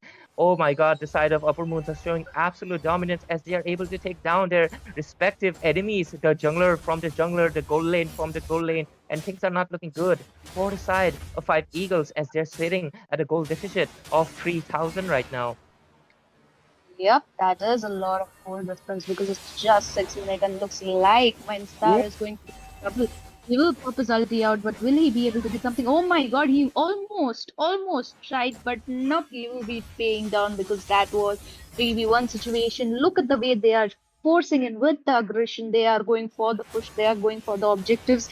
And Lunox just busted out that Matilda as well as that Harith. Man, what is going on with this map? Because there is no stopping of the Upper Moon. They are just going in for the kills. They are so hungry at this time. They are snowballing and everything. Even the mid tier is going to go down. Almost there with 0 HP, but Hayabusa might be in trouble. Not really. I mean, Khalid is low. Is this an overextension? Because Khalid right is not in position. I mean, there is his teammates, but really, oh. Well, I Okay. think he does have the Sandstorm skill onto him, and he will regenerate most of his HP. And I think he is going for the tank build, so he knows that he will be able to sustain any damage that will be coming onto his side. I mean, we also discussed it in the draft phase. The Khalid will just insult you with his healing. He will just be sitting in his HP sand pool, and you will be dealing damage, and he will just be getting all of his health back. That is such a broken skill, in my opinion, and that is why he has climbed into one of the top EXP laners, and it's really showing. Despite the Minsita's great hooks, the great King's Calling being used inside the turret, he's not able to burst down Khalid, who's just way too tanky, way too sustaining for his side, and he will just be forced to sit inside the turret as looks like the side of the upper boons are looking for an engage into the XP lane because they already know the gold lane has been taken down and they are looking for an engage. Even the bot lane, Lunox using up the Brilliance ultimate soon, trying to get out of the way. Hayabusa might be in for a Ugi Shadow kill and a shutdown coming in. Great priority targeting from the jungler of the side of 5 Eagles because getting the shutdown will give them a little bit of a gold. And you can see the gold difference was around 5 to 4,000, I think. It has come down a little bit, but still not enough. They need to do a bit more of a priority targeting because you have the assassin, you have the Hayabusa onto your team, and you need to make sure you utilize him most by taking them down one by one. But right now, Hayabusa can only really target the Aurora, who also has her passive and the I think we might be seeing engaged. No, Hayabusa is just trying to poke in, and we'll have to wait patiently as oh no, I think the side of Upper Moons, they are not patient. They're still looking for poking and anyway smiling. Like, what do you think for the side of the 5 Eagles should be doing right now? I think the Lunox priority works, but other than that, what do you think they should do? I mean, Oh, there is lot they can do, but looks like they are going oh for a my fight, God. and Oh my God. Minsar will be taken down. Double kill coming. That is triple kill. Will Oh, there be a maniac? Oh, that was a steal of maniac, guys. Come on, you should have just given it to him because he was so perfect with that jump at very low upper moon. Really, really, dominating this game. The fact that they have a front lane pressure that Aurora, the freeze coming in by her is so perfect, so great. The first Lord is up and they're going in with that contest free. Aurora just making sure Hayabusa is right there. Not even trying to come out with that Carmela going in first. Will they be able to get nothing? No, they were just trying to make sure that they stay in their turrets and not come out for that Lord. Definitely, this is the first Lord. It's not going to have much. Of advantage, but it definitely has an advantage. They can go in for the push. They can do a lot of things. The fact that Minzitar actually landed a perfect ultimate right there was so good. I mean, they tried, but the goal difference, the itemization is still lacking at this point.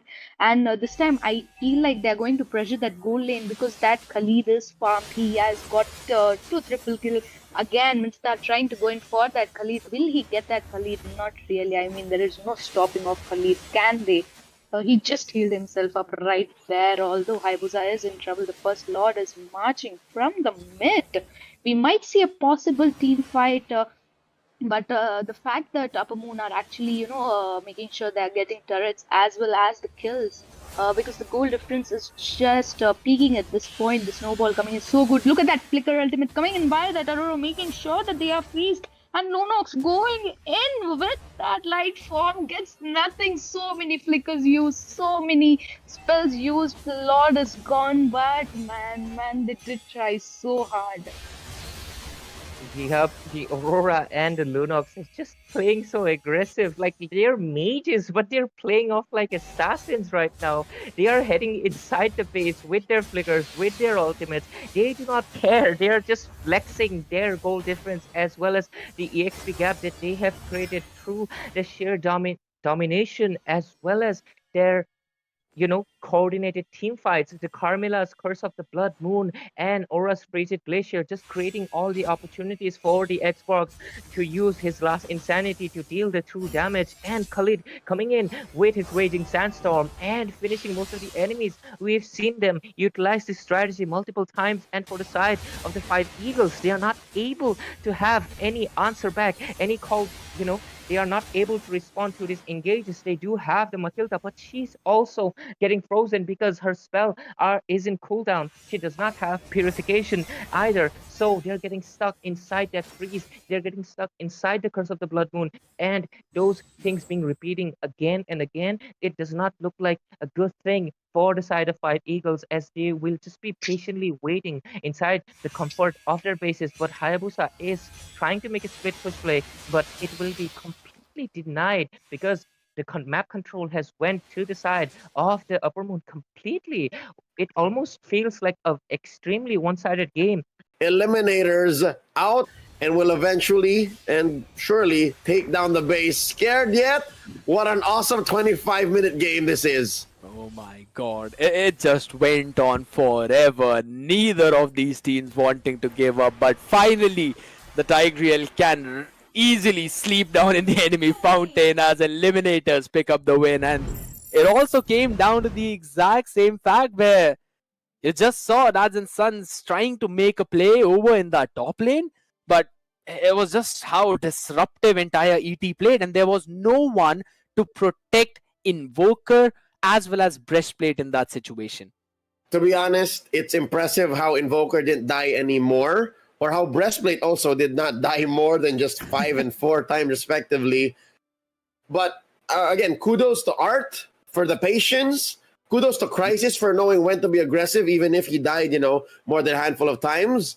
And to Lord Insane, who just died once. Again, 25 minutes, dying once. And that is when his buff is being invaded, by the way, on the Fanny. It's actually just bizarre. At the same time, you could not stop praising his skills on that one hero. It's impressive.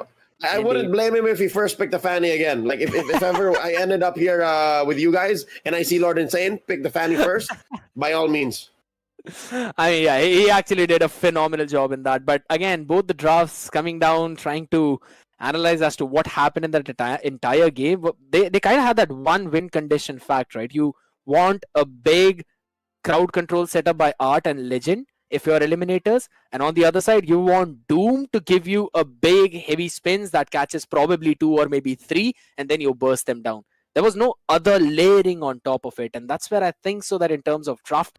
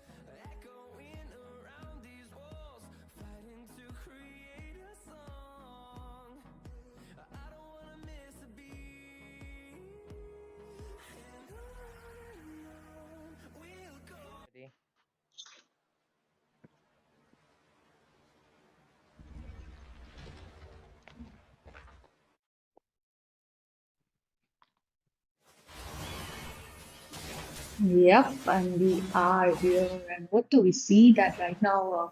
Team Uppermoon are so highly dominating. They have the map control, they have everything. Although, again, Hayabusa might be making some flawless mistakes because he is up there doing what? I don't know. I really don't know. Because it is the Lord marching from the top, and this time this is going to be the third Lord, and it is a very enhanced Lord. Will they be able to defend? Is my question because this is a very, very hard defense because Hayabusa is there, although the 5v5 situation is here, the Lord is huge, and it's going to be really hard to stop them. The glacier will be used out. The curse of blood will be used, or people just going in the right form, making sure going in, and two people already down. Nope, it's going to be three people down. So hard to defend, two people surviving. Will they be able to manage here? I don't really think it's so hard, so hard. They are trying, and I don't think they are going to actually defend. Yep, and the Nexus being taken down from the side of the Upper Moons. And looks like it was almost a one-sided game, but the game was dragged on a little bit because the side of the Upper Moon City, where I think there was a little bit of a miscommunication from this side. They weren't syncing up their lanes, and the Lord was taken quite late, but they were able to take the victory finally onto their side.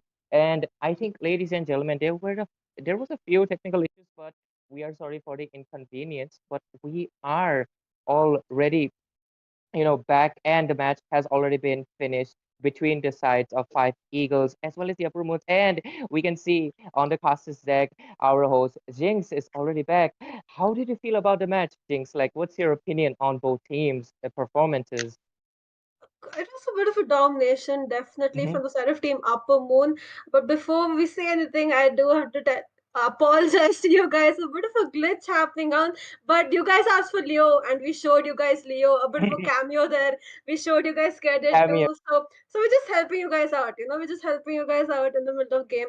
I understand it was a bit heartbreaking, especially because it was a bit of a tense time where the stream sort of glitched. But it's fine, you guys. Victory goes to the Upper Moon side now.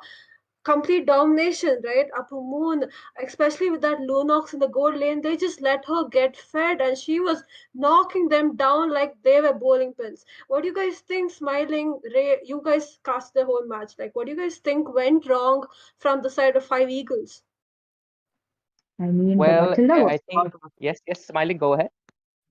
I mean, Matilda was there, but she was a support. The fact that Akumun actually pressurized on that Harriet so much, making sure it's not being farmed. That Matilda is for dot guard. There was Vixana with the creation coming from him. Her actually was not so great. She was in the mid lane while they were pressurizing the board. It was 4v2 situation. They needed members, but there were no members. And by that, the Lunox and Aurora were getting farmed so highly. I mean, at a point, it felt like Lunox and Aurora were the assassins of the game. They, just used their flicker to bait out the enemies, to kill them, to chase them to that death. So they actually were dominating so goodly, and the map control was so insane. It's just prioritizing the team fights, which actually mattered. And I think somewhere where Eagle were lacking. Yeah, Ray, what I are your absolutely thoughts? agree with you.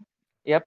Was just about to say, like, I think the side of team, the five Eagles, they were lacking in the priority targeting, as well as I think there was a little bit of a draft gap, considering they did utilize the Mincetar quite well, but Mincetar on the XP lane, he was getting absolutely dominated by the Khalid, who also got a triple kill in the early game. I was also mentioning the Carmilla in the early phases of the draft, saying that there could be a lot of combinations made, considering there are both the queens in the game, the Vexana, the Aurora, and one of the teams could have utilized, and it was the side of the Upper Moons who used it to their utmost potential.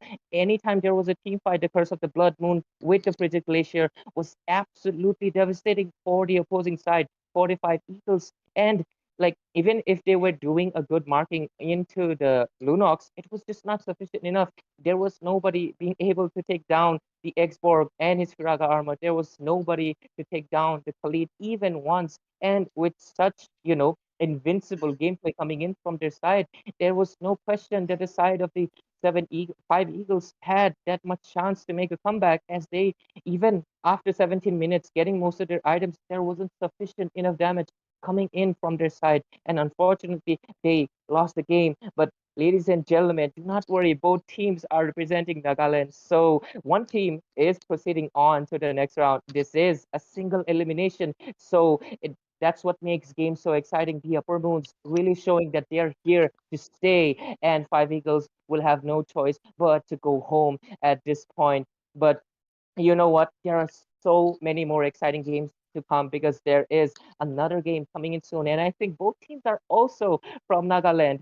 And I can't just wait to watch which teams will be proceeding on to the next game. I would like to mention one thing that I am from Assam myself in Guwahati. So this is such a big thing for me because it is going to be a land tournament and it will be held in Guwahati. So I will be there to I will be present as a caster, as an audience, or whatever, but only time will tell. But, anyways, the registrations are still open. You can still join in. Well, it can be that you can want to prove from your region, or you can just enjoy the skins in the tournament lobby, dear viewers. So, download the game and enjoy the anniversary rewards that are still going on. And that is it all from my side. And, Jinx, you can take it up.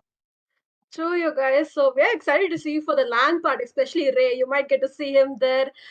Might get to say hello to him. Meanwhile, we did take a bit of time, so we're going to go into the next match very soon. We're going to go Yep. into the break. Upper Moon Demons go on into the next round here. Meanwhile, though, while we're in the break, take the time to download the game, guys. Download Moba 5v5, make some friends, and join the Northeast Cup. We're excited to see you guys play. Stay tuned.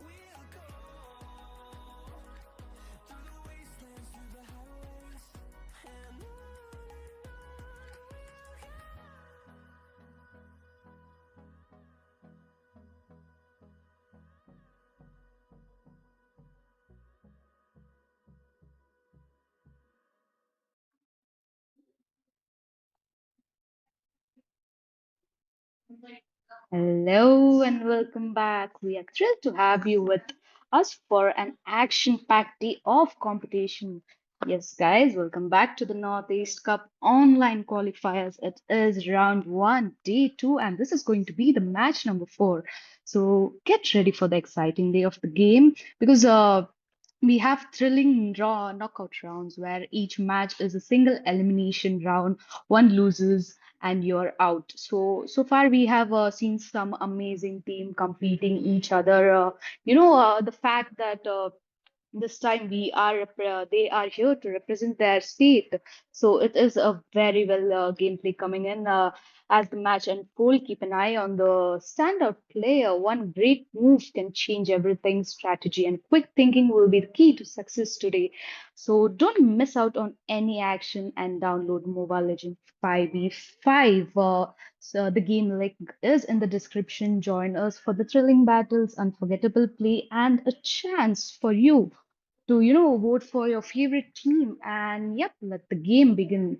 This is me smiling, and with me today I have Jinx and Ray.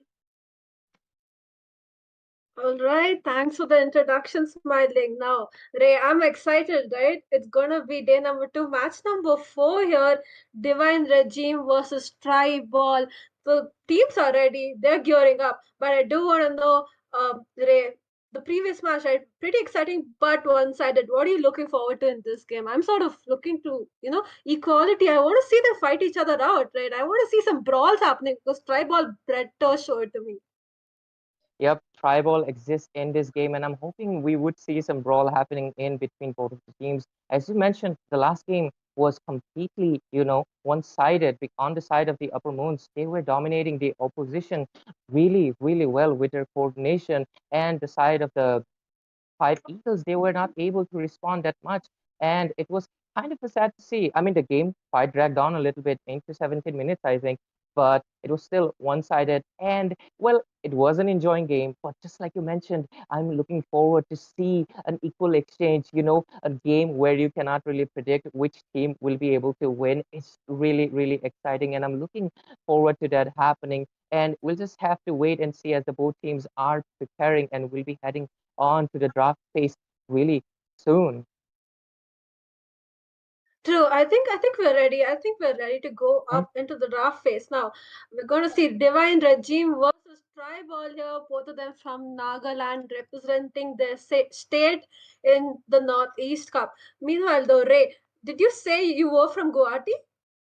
Yep, I am from Guwahati myself, living in here. So that is why I'm so excited to be joining and casting for this tournament in the qualifying rounds because, the LAN tournament is happening in my city. And I am just so excited to, to see this happening. It has been such a long dream of mine that someday, Mobile Legends 5v5 would make these sports into our city. And it has finally come true. And it will be such a what do, I can't even express it in words. I'm just really happy to be part of this community, casting for it, playing this game, and with that, enough of me. The draft phase has already begun. We are seeing the chip being banned out. And what do you predict could be happening between both of these teams from Nagaland? Will be duking it out. And with that, you can take it, tell me what is your prediction? Will we see any respect bans like the Turizla in the previous match? I'm not sure though. I was going to say the Mhm. Harith. I'm not even kidding. I was going to say the Harith is going to Wow. get banned out. And he does. He gets banned out as soon as possible. We saw it last game. It didn't work out. But he Mhm. is still a very good option in the gold lane, right? He's very, like deals lots of damage, can farm up pretty fast, lots of dashes and hard to catch. He's a slippery, slippery cat. Meanwhile, though, another Ruby ban coming in as well. I'm sort of expecting some of the assassins getting banned. Maybe the Link, maybe the Hayabusa, maybe even the Edith has a chance of being banned out right now. We have to wait and see what the side of Team Tribe Brawl here wants to do. What their strategy is, we still don't have, you know, a way to figure out what they want to do. But they're going to be banning out the Fovias. So the ban of the Harid, the ban of the Fovias as well, both counters, right? What do you think they're planning here, Ray? Yep, it is a little bit of an odd communication. Sorry, sorry, combination from the side of triballs, because usually you'd see one being opened, like either you're gonna go for the Phobius or you're gonna go for the Hearted, but both being banned out at the same time. Perhaps they are not, they do not want to give it out to the first pick to the side of team, the blue team, and they are just making sure they have their own, usually people make a strategy and ban out the heroes that could be a threat to them. So it is possible they are following with that. So we are saying, Harit, your predictions were right, and the Phobia's ban coming in, as well as the Vexana being banned out quite early on. Usually you'll see her being banned out like maybe in the second phase. So it is quite interesting to see both sides going for the mage bans, the assassin's still open. What do you think? Is it going to be, oh no, it's a Khalid. Oh my god, what do you think of True. this thing? I like it. I like the Khalid ban. I mean, I like the Khalid pick. Meanwhile, though, the Zushin ban, I would have preferred Aurora ban here, Mhm, Ray. I definitely would mhm, have preferred an Aurora ban because she's open, right? Usually we see the mages get traded off, the two queens. mhm, We see the Vexana get traded off for the Aurora. But here Vexana is banned out, but so Aurora is free for the picking. Not sure if they want to go for it so soon, mhm, so early on. But that Khalid, I have to say, I wanted him to be picked. Right, pretty good in the EXP, really tanky. You can play him as a tank, or you can play him as a damage dealer as well.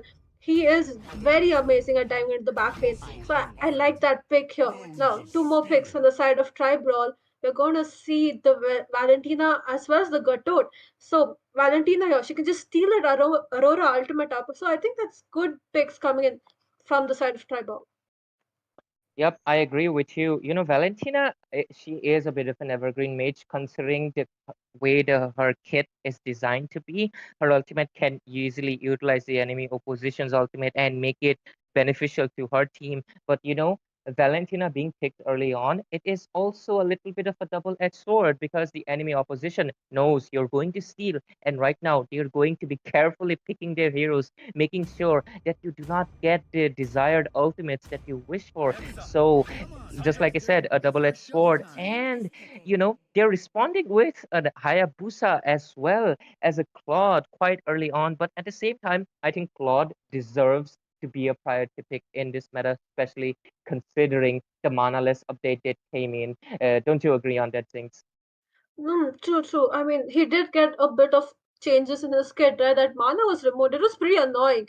So they Mhm, removed it up, they replaced it with energy. So now he's very viable in that gold lane. But I'm a bit worried for the side of team Divine Regime here, right? They've showed their draft. It's out in the open. Look at that. We know Claude is going into the gold lane. We know Hayabusa is going to jungle, and we know Khalid is going to go into the EXP. So we know their draft already. We know what they're going to pick up next, right? A tank and a mage. There's no flex picks coming in from their end. Meanwhile, though, the side of Team Tribal here pick up the Melissa. Not in the meta. I would have preferred a Lunox, but they banned that out instead. Yeah, but I absolutely agree with you. They had the Lunox open in their arsenal and they did not go for it. I mean, in this game, Lunox could be perfect. She can easily, use her Brilliance ultimate to escape from the Khalid's assault as well as Hayabusa's Ugi Shadow Kill. Not to mention God's Pleasing Duet, one of the highest damage dealing ultimates in the game. But instead, they went in for a very vulnerable marksman. Melissa is not bad. She is good. But actually, Claude low-key counters her because he does not need to go inside of you know the ultimate, the domain that she creates. He can just stay out of it, use his blazing duet and take her out. So I think a little bit of an odd pick also quite early on, considering the opposition already has the marksman, the divine regime locking in that pod. I expected to see, what you said, a Lunox, but instead a Belleric ban coming in as well. Very, very interesting draft combinations we're seeing here. What's your thoughts on this, Riting? That is true. They banned out three tanks. They banned out the Hylos. They banned out the Tigreal from their own end. Even though they need those tanks, right? I think they're going for that Matilda pick. I think they're going for that utility. They Oh, want a lot of dashes in their team. They might just pick it up, right? That's what I'm expecting from the side of Team Divine Regime here. Meanwhile, though, like we were talking about, there's something we need to notice here that Gato Gacha with that vengeance here, Ray. He's going to be whacking back that Claude just as much as he whacks him. And I think we just got our questions answered why they bent out these state ranks because they want to pick up the Hook Master, the Franco from Sogen. From the side of Divine Regime with the Kadita coming in. It's been a while I've seen a Kadita on these tournaments. Usually, she was all the buzz back then. I think a few seasons ago in the MPL, she was the roamer, she was the EXP, she was the, even the mage, even the gold laner. She was everywhere, but there was a fall from grace and she was not seen anymore. But it is nice to see that in this game, we'll be seeing some tidal waves coming in from the side of Divine Regime as we have finally finalized the draft, the Minotaur being locked in from the side of Tribals, and both teams are looking quite good. But although I kind of really am biased a little bit towards the side of Divine Regime, especially because they have a really strong EXP laner, Khalid, but I wouldn't undermine the Gatot Kacha, both strong EXP laners in the meta. What do you think of this, Jinx? That is true, but I have to say, I lean towards Tribal here. Look at that. Julian Mhm, Jungle mhm, coming in from there, and they mhm. have the Valentina, they have the CC with that Minotaur, and then they have that Gato Gacha as well, just to follow up, right? He's going to be amazing in this team, especially with that Vengeance.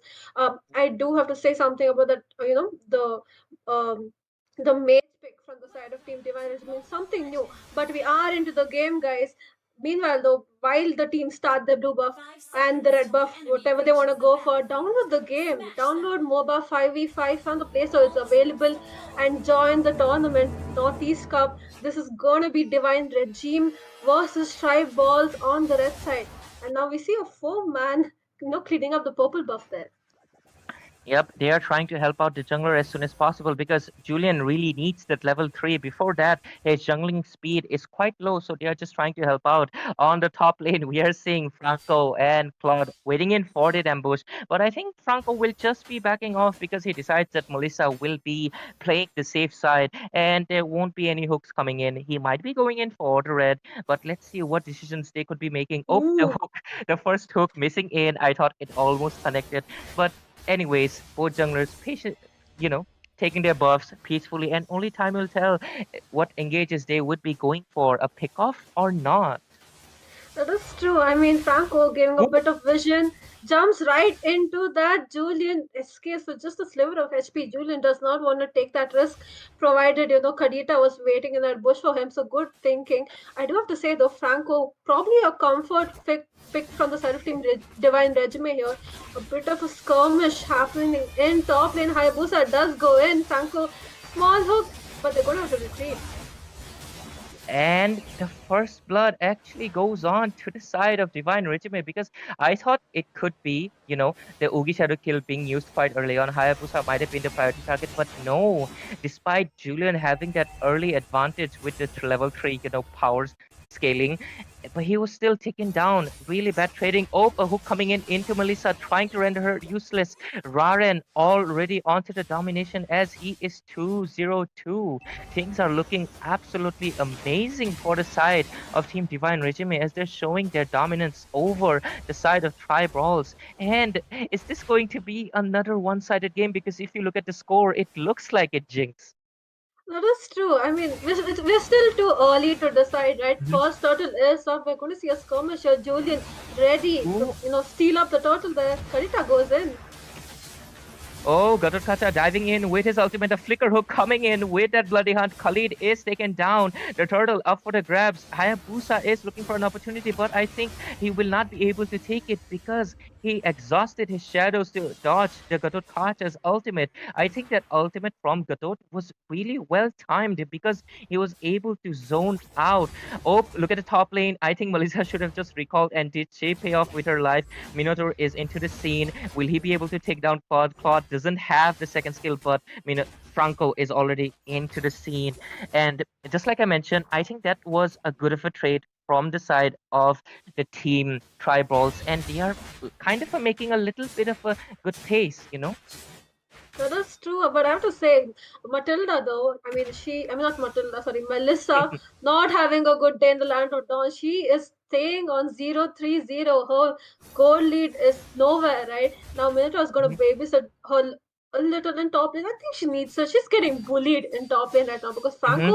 Franco's rotation is on point, right? He's everywhere his team needs him. Look at him giving a vision in that bush. Now he's gonna be a two versus one gank in top lane. Is he going to land another hook?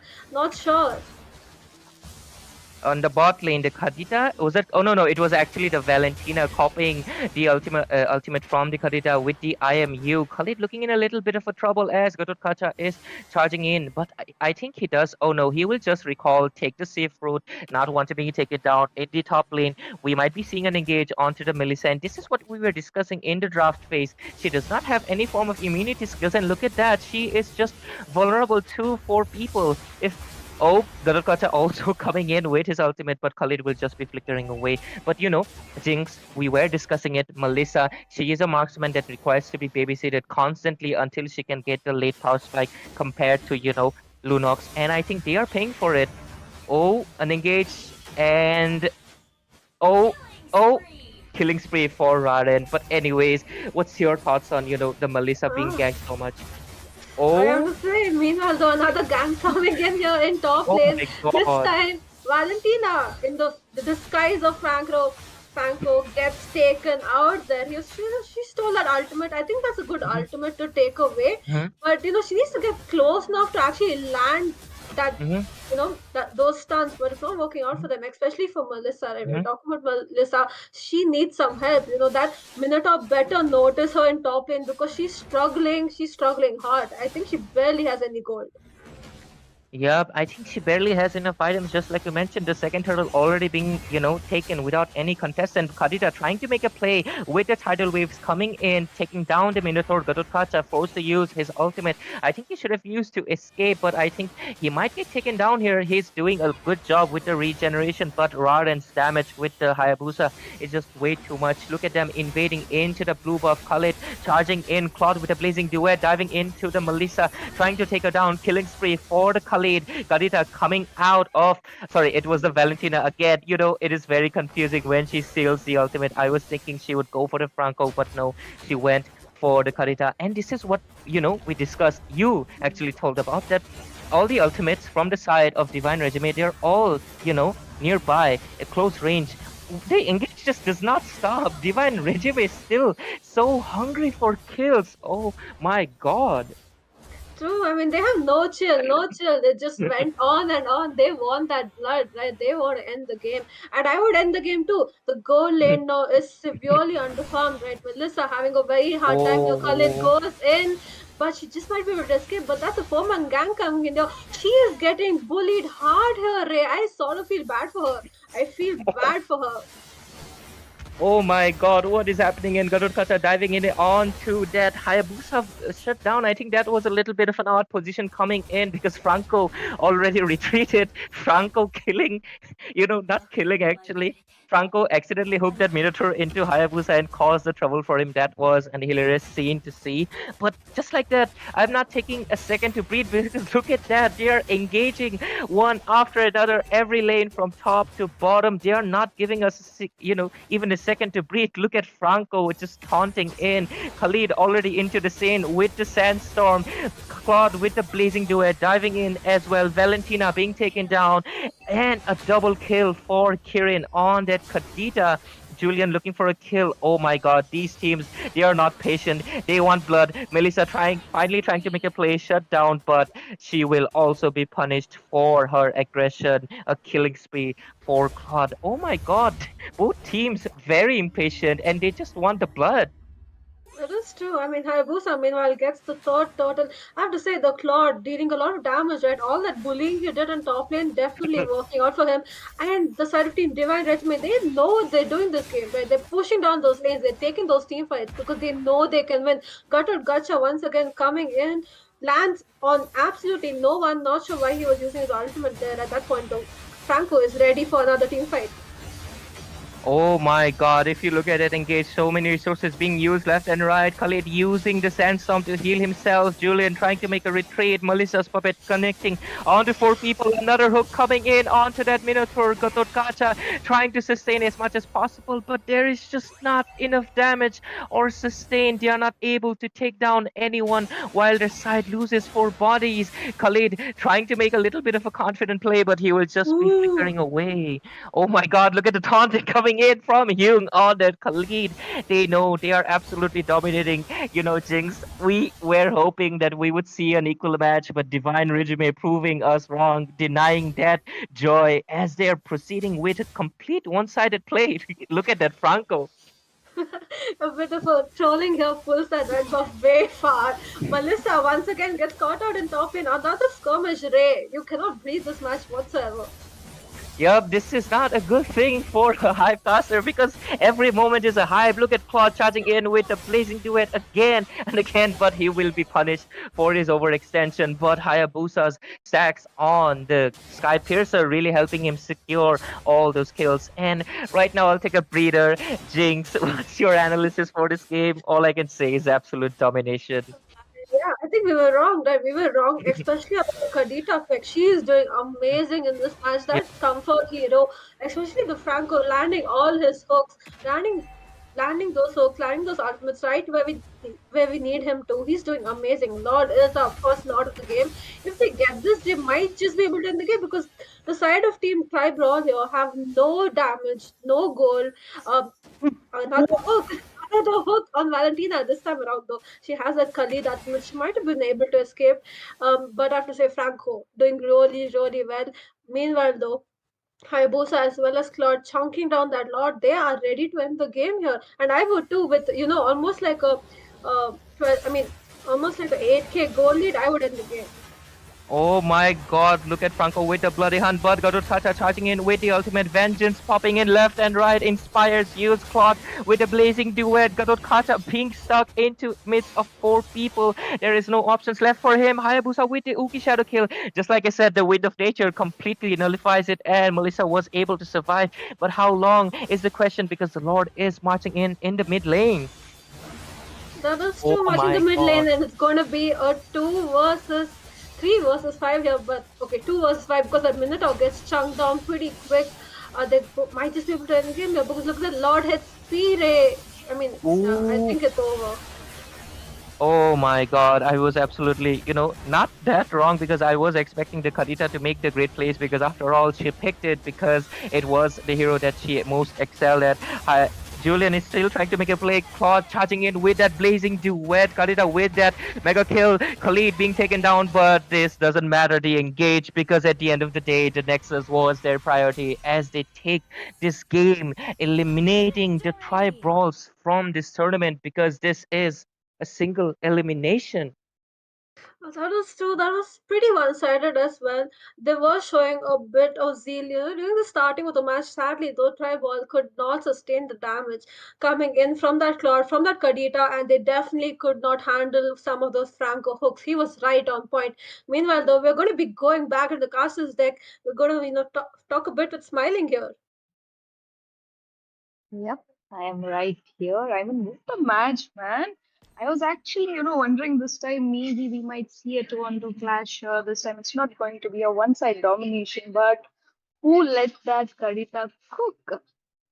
There's no stopping her and that Franco with that, magnetic hook, I would say. The way he just kept hooking on one-on-one people, making sure he even hooked the buff, pulling out people so harshly. It was actually a very, very good gameplay coming in by them. Yeah. That was true. But I have to say, though, Ray smiling, I think what really affected the side of Team Tribal here, that team fight capabilities that they had, right? That Wombo combos just not landing, lot of disconnects, right? I expected to see that Minotaur go in, stop the Claude, then the Gacha following him up, and so that, the Valentina could deal that damage, that Julian could come in. That's something we did not see. They were a bit lost, right? They were following the pace of Divine Regime, and it didn't work out right from the start to the end. It was pretty one-sided. I mean, they Yep. had a very good lineup. They had everything in the position. I mean, based on the draft, I actually thought they had the upper hand, but how, the team fight situation changes just by, not the positioning and missing of heroes. It actually affects a lot on team fights. And even a 0.1 second mistake can actually just turn over the whole game, letting them dominate in the start. Actually, the way they make sure that they are not giving a single chance to them to farm. That Melissa was trying really hard to get the farm. She was in the map, but the damage was lacking. That there was a lot of miscommunication that actually changed the whole game.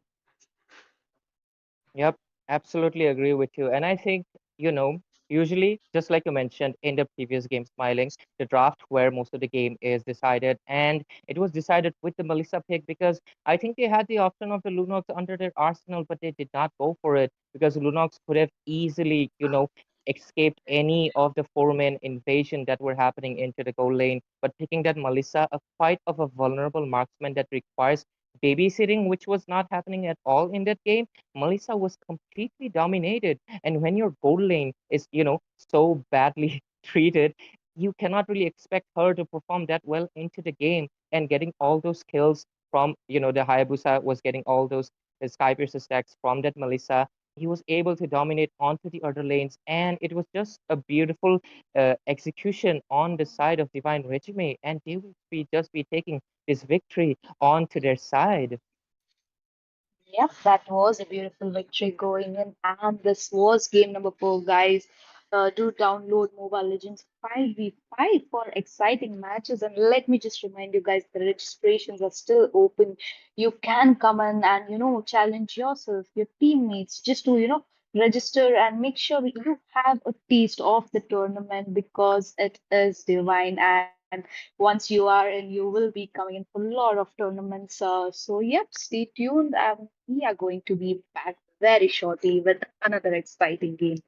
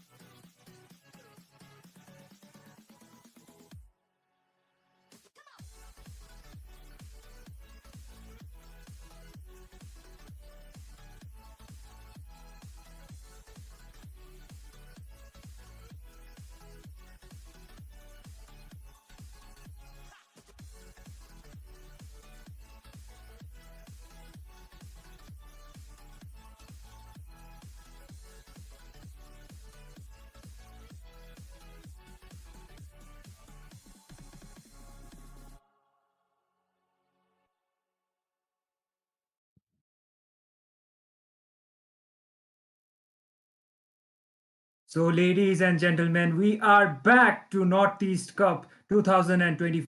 We are going to go with match number 5, and that is going to be between Team IGN on the red side, between Team Smug Esports going on to the blue side. Myself, I am Itami, and I'm joined by my casters, none other than Scared and Yumina. Thank you so very much for that, Itami. Really appreciate you mentioning all of that, and I'm really excited to be on the desk sharing this one with you. Specifically, Itami, with you being the host and you being the desk partner. I'm really excited, and again, with the way how the previous few games went and how this one is looking, I can't really contain my excitement to see how Smug will perform against IGN.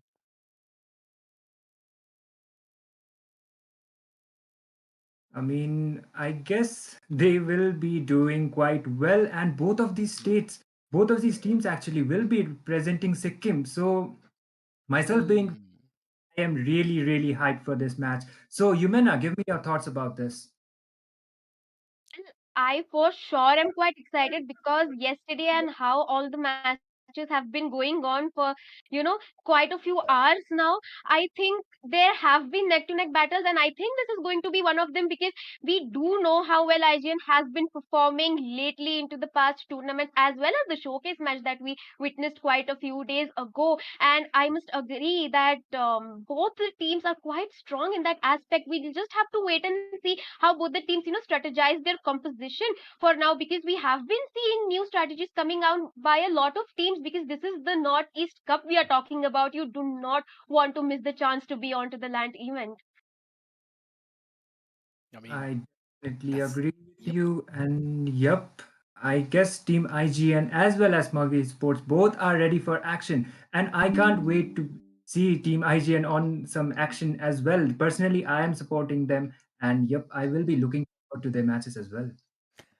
To be honest, anything could happen in this game. And you know what? Again, Itami, you've already mentioned that you're ready for the games. We might as well just jump directly into the draft as well at the same time, because all the players I know I can see are getting ready. That's basically the part of being in the production crew, ladies and gentlemen. You might not know a few things, but I actually do. So we will jump into the drafting phase of the Northeast Cup. It's going to be Smug Esports on the blue side taking on IGN on the red side as now the draft begins. Itami, I thank you so very much for bringing us into this game. Now, you and I, we're going to take it forward as it's the first ban for Smug. Well, before we jump onto the draft phase, Cadet, I really would want to mention that both the teams are looking quite strong with their lineup. I mean, we know all the players, we do know how well they have been practicing for the past few weeks as well. And Mhm. it's not a secret anymore that both the teams have new strategies up their sleeves as well. I'm really looking forward to see some new kind of gameplay coming in from both the teams, since I think they have already researched on each other. I mean, I'm expecting them to have done studies on each other, because you do not want to go blind first into the match. Meanwhile, like I was talking about studying each other, they're just banning out that link for respect right there, Scared. True, now we've got to hold our horses here a little bit, Humina, because again, the first pan Ling, normally we talk about how EXP lane right now is becoming the priority. Now, here's the thing. I've been in talks with quite a few people out there, right? Even the MPL coaches and the MPL casters. And we've all been discussing about the similar fact how Khalid has actually been the one who has been taking over the meta like a storm. The pick rate is up by 400% in the Filipino region too. So I kind of want to see similar strategy or at least similar kind of pick rate of that hero here too. And probably that is one of the reasons why even IGN banned out the Phobius, because now that's one less CXP laner to deal with. Quite agreeing with you right there. I mean, I have seen a lot of Khalid bans myself coming in the past tournaments as well yesterday. So maybe Team IGN is, looking around to get that Khalid onto their EXP lane, because he is really strong. He has that sustained potential. He has the team fight potential as well with his raging sandstorms. I mean, it's really difficult to deal with him once he has, gotten his upper hand onto the EXP lane rotation coming quite fast from him. him as well. I mean, one of the best picks on the EXP lane right now, Scared Yet. And right off the bat, they are banning the Ruby as well. It does look like they're trying to, draft around that team composition. Meanwhile, they have left the Hayabusa open still onto the table. They have also left the heavy CC Aurora open, and we do know like how annoying she can be in those team fights, Scared Yet. She can actually be very annoying, I agree. But at the same time, I'm looking at the Florin ban and I kind of am trying to decipher what might actually be the way to go, right? Because the Hayabusa is open, Khalid is open, Roger is open, you've got Alice that is open. Alice might not be prioritized so early because she's played like a Ruby in the EXP lane, where you want to get that beefy front line, so you have to build up a few more items onto Alice. And I love the idea, Khalid for being first pick by the Smug Esports, but that also means that you are going to let go of the Roger on the other side. Plus, this early Ooh. Valentina pick too, I love it along with Edith, because over in that EXP lane, the only other hero that can actually counter the Khalid is either the Edith or the Garot Kacha. Really well said, and I myself like the Valentina pick coming in from the side of Team IGN right there. In my opinion, I think a really strong pick and a really strong contender onto the mid lane as well. Because once you have a Valentina on your team, it just counters out all of your CC picks that you are going to have on your side. But there is one drawback that I kind of am always worried with the Valentina pick, is that she, even if she manages to initiate, she is a little bit squishy. She needs those front liners for her in the team. Meanwhile, you do have anti on that Edith and respect going ahead and getting onto that bog. Meanwhile, Scared Yet, I would also like to point out that you still do have the Carmilla open. We do know how strong she has been onto the Rome position lately. Would you have to say, do you think either of the teams are going to go ahead with the pick, or they're just going to leave it out and trade it for, maybe a Tigreal in that aspect?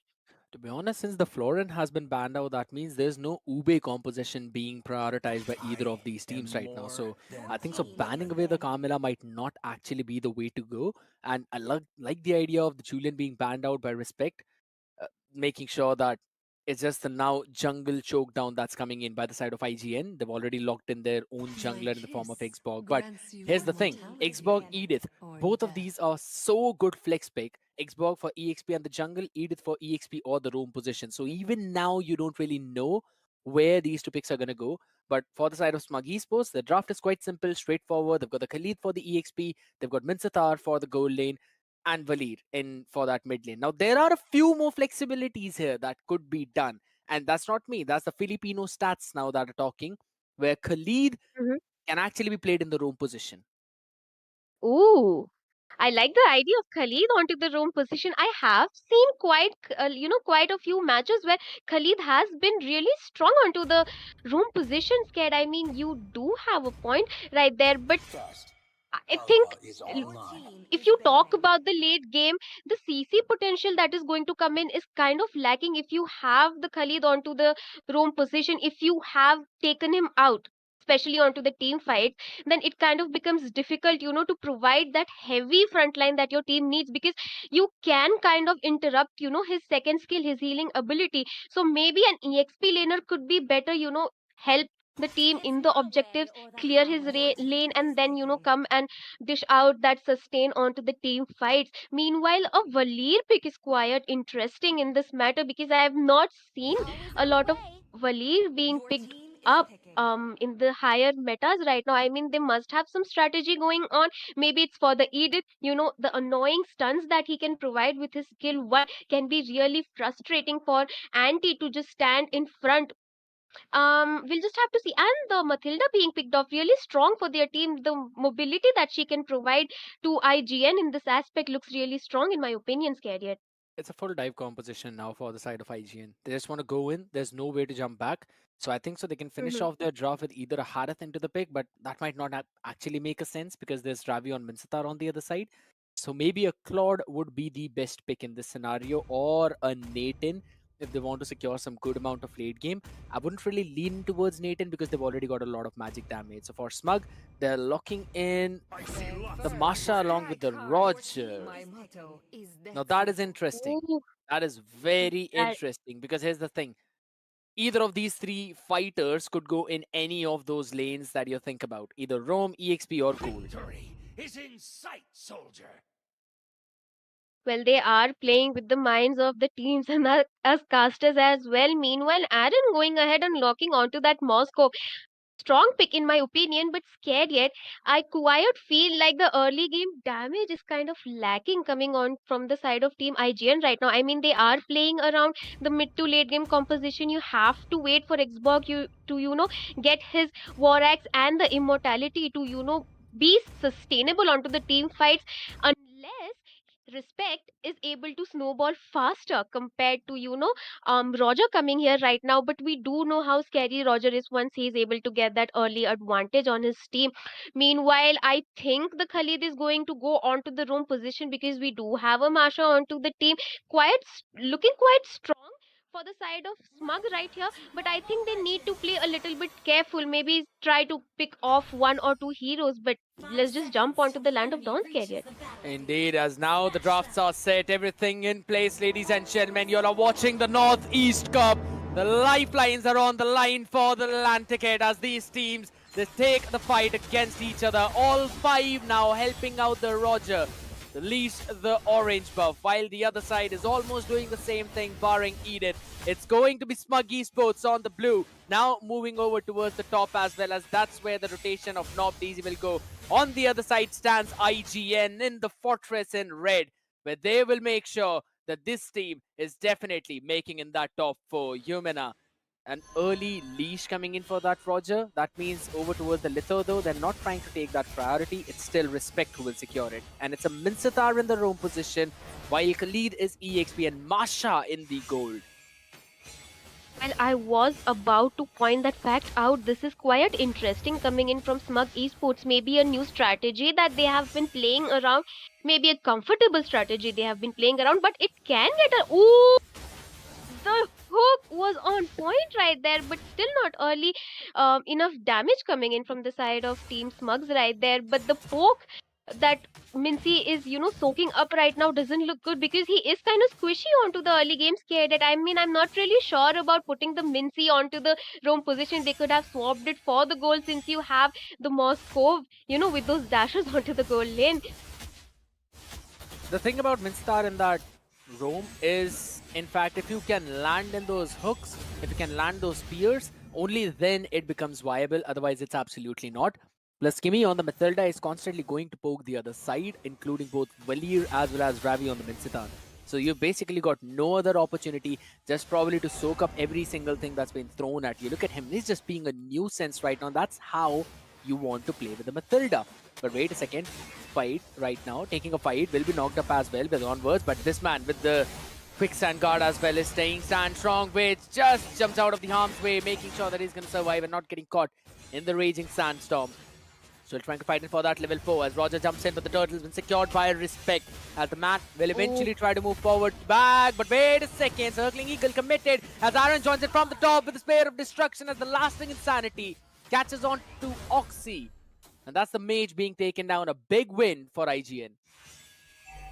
Man, oh man, really smart gameplay coming in from IGN right there. They baited out the skills for the Khalid right before, the turtle dive come. I'm not really sure why Roger would jump in solo onto that turtle right there. I mean, it did cost them their mage in the skirmish, but really smooth gameplay. I mean, the communication right now is showing on from the side of Team IGN. Maybe the Roger needs to now focus on farming and getting a pick off onto the Moscow, because once you let that Moscow farm, it can be a little bit dangerous to deal with him onto the late game unless you are able to... Oh, Masha poking down Aaron quite a bit, but I think he will be able to retreat back like I was saying.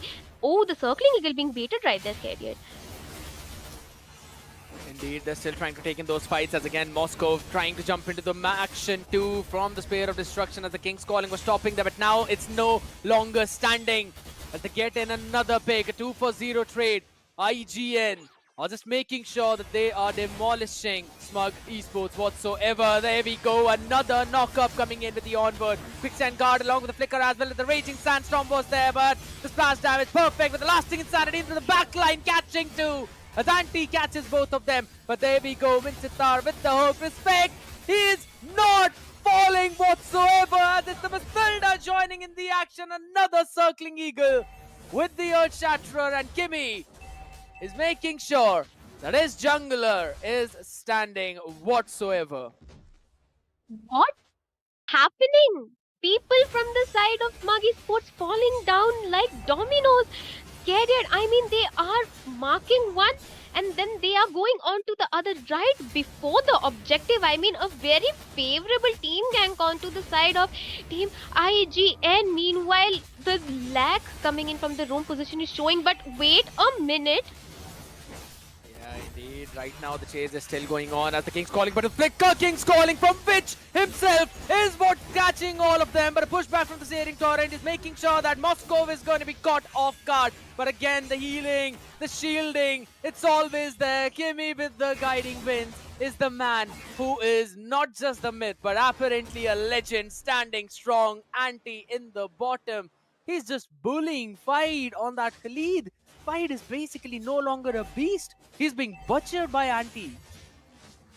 Man, they really did shut him down early on from the game, because once you let him free farm onto the XP, ooh, that doesn't look good for Ravi right there, scared yet.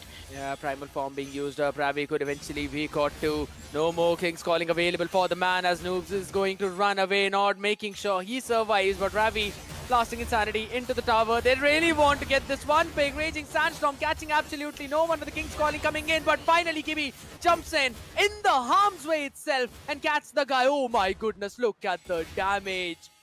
That ancestral power that's being brought in by Kimi is maniac! And look at the flicker forward Earth Shatterer catching Fight Beast. Man, scared and it's just chaos onto the battlefield right now. Kiming doing a phenomenal job, initiating those team fights and then pulling out their teammates right on time, especially which, he has been landing those phenomenal IMUs as of now, and Smug Esports just being choked down onto their base. I mean, what an initiation! Yeah, look at that. Another lasting insanity onto Ravi as well as again. There's Arwen on the other side. Ashes in with the guiding winds. Thunderclap for the shutdown. Muskrad catches one, but only to be demolished after the next onslaught. IGN is just not stopping another 3-for-1 trade. It's only Respect who's fallen. Scared. I think I just saw Oxyghost pick up a Sky Piercer on Valir as of now. I'm not really sure why you would do that. You need the anti-heal, you need the glowing wand and the Ice Queen. I'm not really sure about the Sky Piercer. Yeah, exactly. It does not seem to be the best possible pick right now. And as you mentioned, there's a big problem in the itemization, but right now a big problem coming in for Aaron as the man is just too far forward. Just gets shut down, 280 gold being offered, but there we go, the circling eagle coming into the play. There's no way for this werewolf to survive. That's again a good hook landing in, but I don't think so it matters at this point because look, there's no anti-heal and Respect is just getting every single piece of HP of that Firaga armor back by just his fire missiles. Was not even using the lasting insanity because he was caught in King's calling. That's a big problem, Yumina. Ooh. That's so unfortunate coming in for Smug's Esports, because like I was mentioning, there is quite lack of front liner for the side of Team Smug Esports. I mean, the Ravi is not able to sustain like he was supposed to. I mean, the strategy is not playing out. Meanwhile, the Valir, not really sure if he's being really useful in this team kind of really shutting down Nobi, not getting enough farm. I mean, they are looking in a very bad situation. Yeah, indeed. Right now, they seem to be in the bad one. But again, look at the constant piece of poking that's coming in from Kimmy. The guy is just playing maniac. He's literally playing maniac. Oh! The massive flicker with the hook coming in. But Respect is still going to survive that. Because guess what? The guy had the Firaga armor up. Oh, okay. Finally. we are actually seeing Ravi now land in a few good hooks, but do you think it's a little too late with almost a 9,700 gold lead? I mean, they do not have the item spike as well. They need to wait for that item spike to work in their favor. They are not tanky enough. They do not have the farm. They do not have those itemizations to give them the head on team fight that they could. But Oh, look at that. that's just a full-fledged burst coming in, and Aaron with a spear of destruction, catching that finish. A big chunky wave in the mid lane, but the timer hits 11 on that clock. All the minions spawning in. No more Raging Sandstorm right now. It is available, but they're not committing for it. Earth Shatterer not catching anyone, but look at where is Respect going. The King's calling in the crystal, in the fountain. That is just nasty stuff. And again, an onwards coming in, trying to catch one. Masha with a thunderclap. One more shot is there, but it does not matter, as the minions are still hitting that crystal, and Aaron is free hitting everyone on the backside. They're still trying to catch in a few more as the Lycan Pounds will finally try to get one pick, but Anti gets shut down. It does not matter yet again as the crystal gets demolished by the passive of Moscow. The piercing basic What? attack is what gets it. 20 and 3. What just happened? Scared yet? What just happened?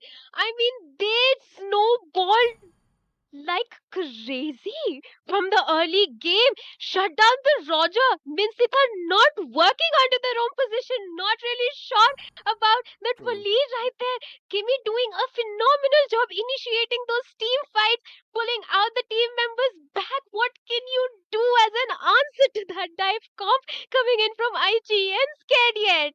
Absolutely beautiful.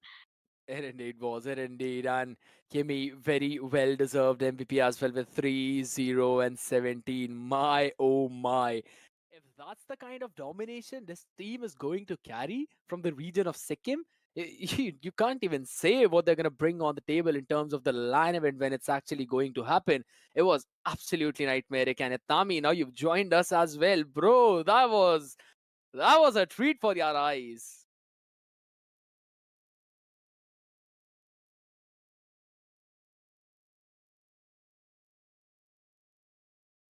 Well, I guess, in this situation now, since Itami is apparently flabbergasted, the man can't even say anything. Yumina, we might as well want to have a bit of a discussion with ourselves with the Minsatar, right? I mentioned about the fact that the Minsatar only works if in case you can land in his hooks. That's the only situation when in roam position you can capitalize on that value. If you can't land in those hooks, even if you use the flicker king's calling, it's not going to matter because people are just going to walk away from that area. And then again, they've got all the dashes and every single thing. And I think so in terms of itemization as well, there were quite a few mistakes. I Well, do I did see agree the with the Waleed itemizations type too. piercer. Ooh. Hmm. Yep, and the Sky Piercer was kind of questionable, but an True. absolute domination came up from the side of Team IGN. I would say the Smog Esports, they did try their best, but even their best was not enough at this point. They were getting True. humiliated and being dominated by IGN. Yumina, I mean, that's more than just a domination, I guess. Yep, Well, it was a clear definitely. one-sided match coming in because there were a lot of mistakes in the draft phase as well. And the itemizations, I mean, they could have had a chance if maybe, I'm not really sure about the Waleed and the Mincy pick. I mean, I made it clear onto the draft phase as well because you need them True. to work. And if they don't, then it's just going to be like, I'm not really going to say the word, but that was not it for Team Smug Esports, right? That they had better options for their own position. They had better options for the mid position. Maybe it could have given Roger a easier time to snowball rather than, having the Mincy and the Waleed onto the mid side.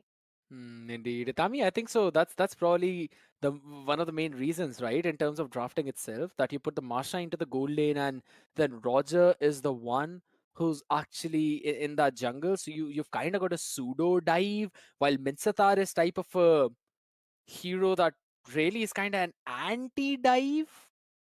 Yep, I would say so. And Minstar on the early phases of the game is not that tanky as well. So he True. needs to be a bit aware of his positioning too, and he was taken out so many times. The Kings, it got so worse to the point that the Kings calling was used into their base as well. So that kind I of know. dominance came up from the side of Team IGN, and it was not like they didn't try, but I guess on the drafting phase itself, that was where they were lacking the most. I kind of agree as well. And Humana, again, with how well Kimi was playing on that Mathilda, it was actually very solid, I'll be honest, because his positioning was perfect and he was constantly getting those pokes as well onto both the Valir as well as Ravi on the Minsatar.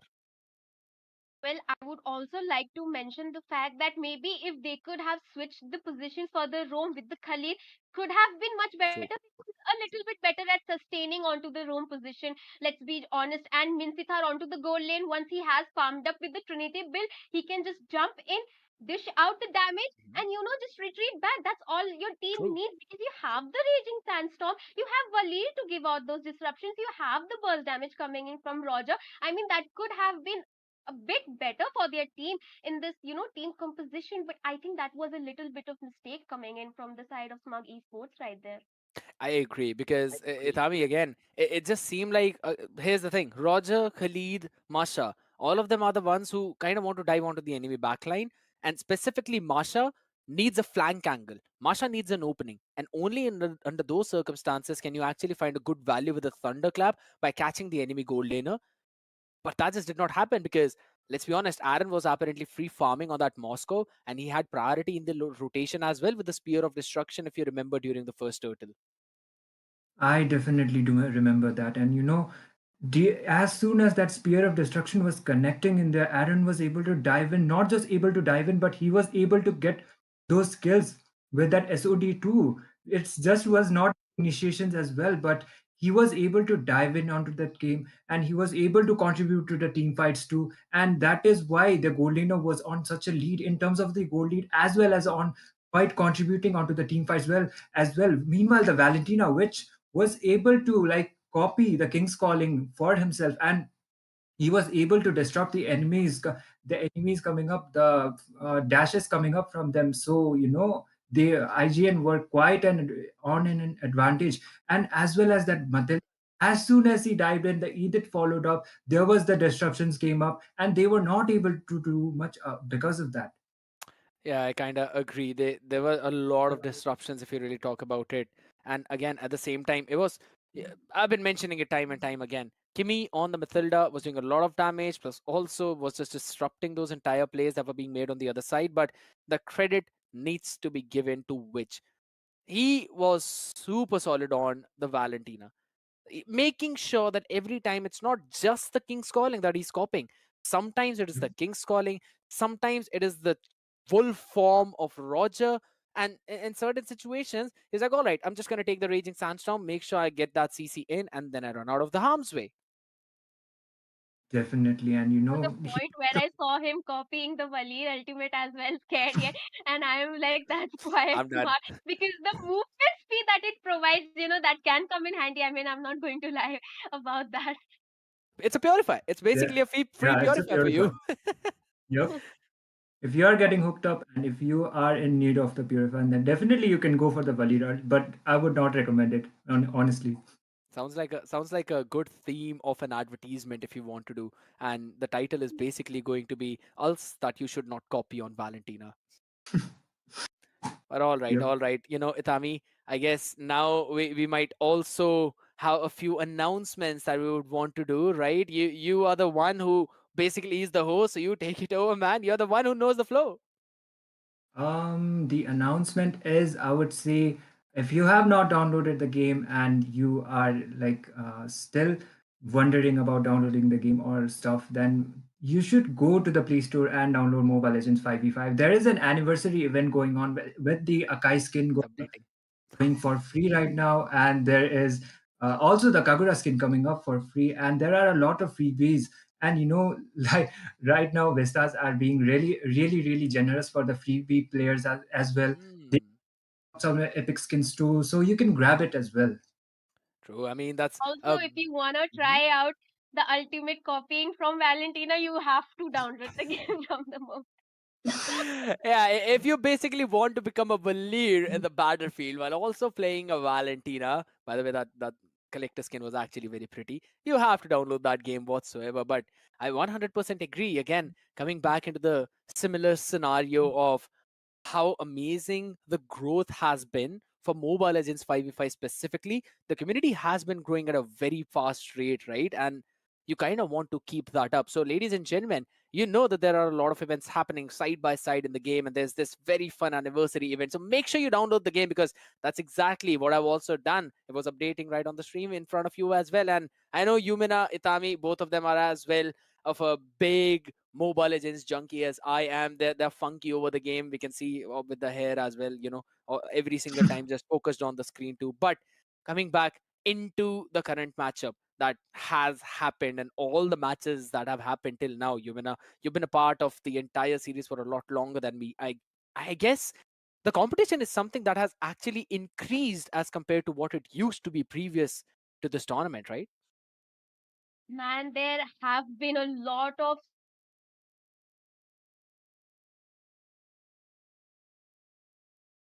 There, there indeed have been a lot of situations where I kind of know what she wanted to say, so I'm just going to Yep. complete it. Yes, there have been a lot of good games that we have witnessed, but it's getting even better. Itami, I guess I'm going to throw that same question over to you too.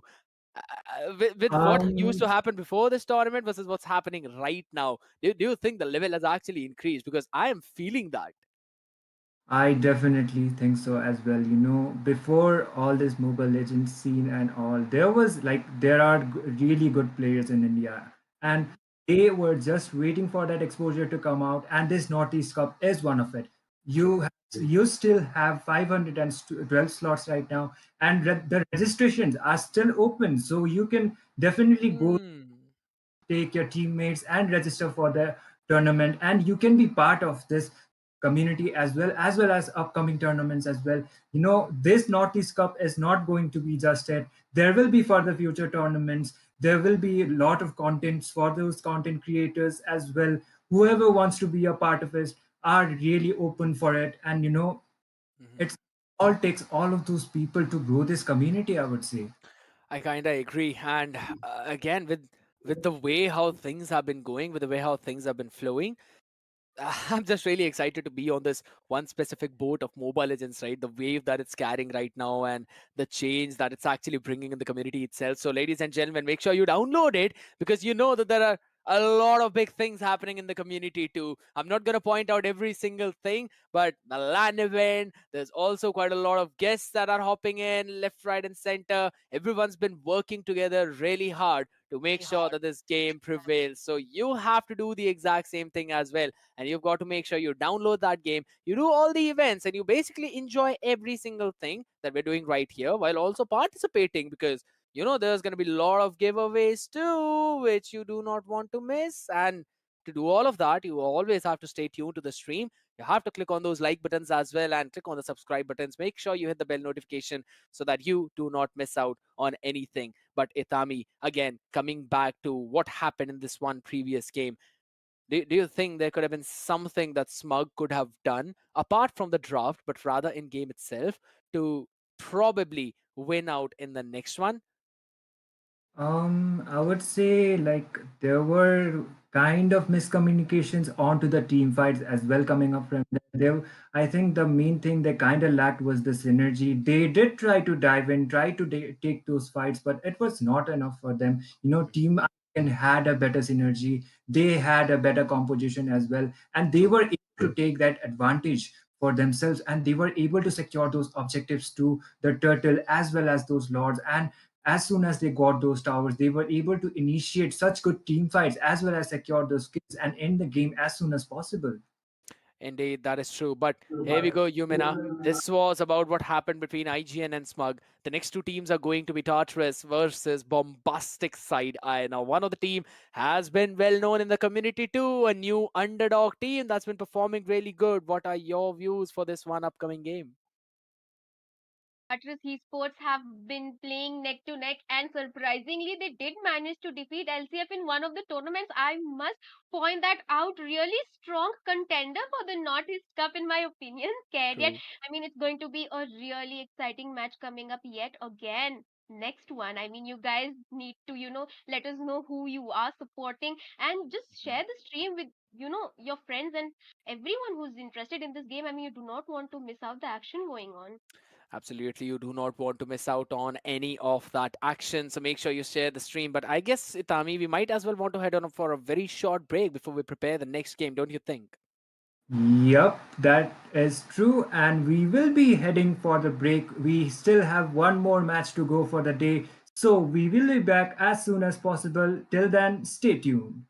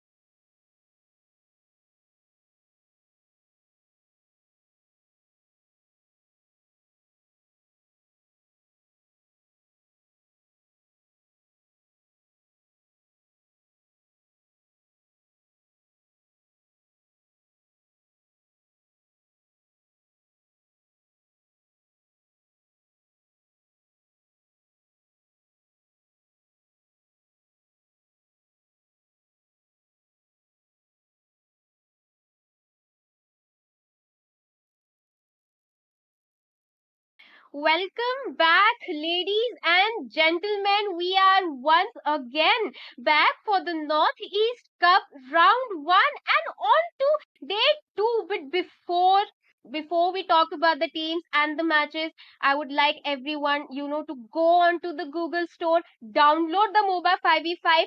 Also, the registrations are still open for the Northeast tournament. If you think that your team is capable of, beating the teams as of now, but before we talk about the draft and before we talk about the upcoming match, I would like to introduce you guys to both the teams. We have Tartarus Esports and Bombastic Side Eye, both from Tripura. I mean, Tripura fanboys and fangirls. Let's have it on to the chat.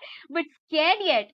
What are your thoughts about? We do know about Tartarus Esports, but I would like to hear from you about this new team, Bombastic Side Eye. What do you think?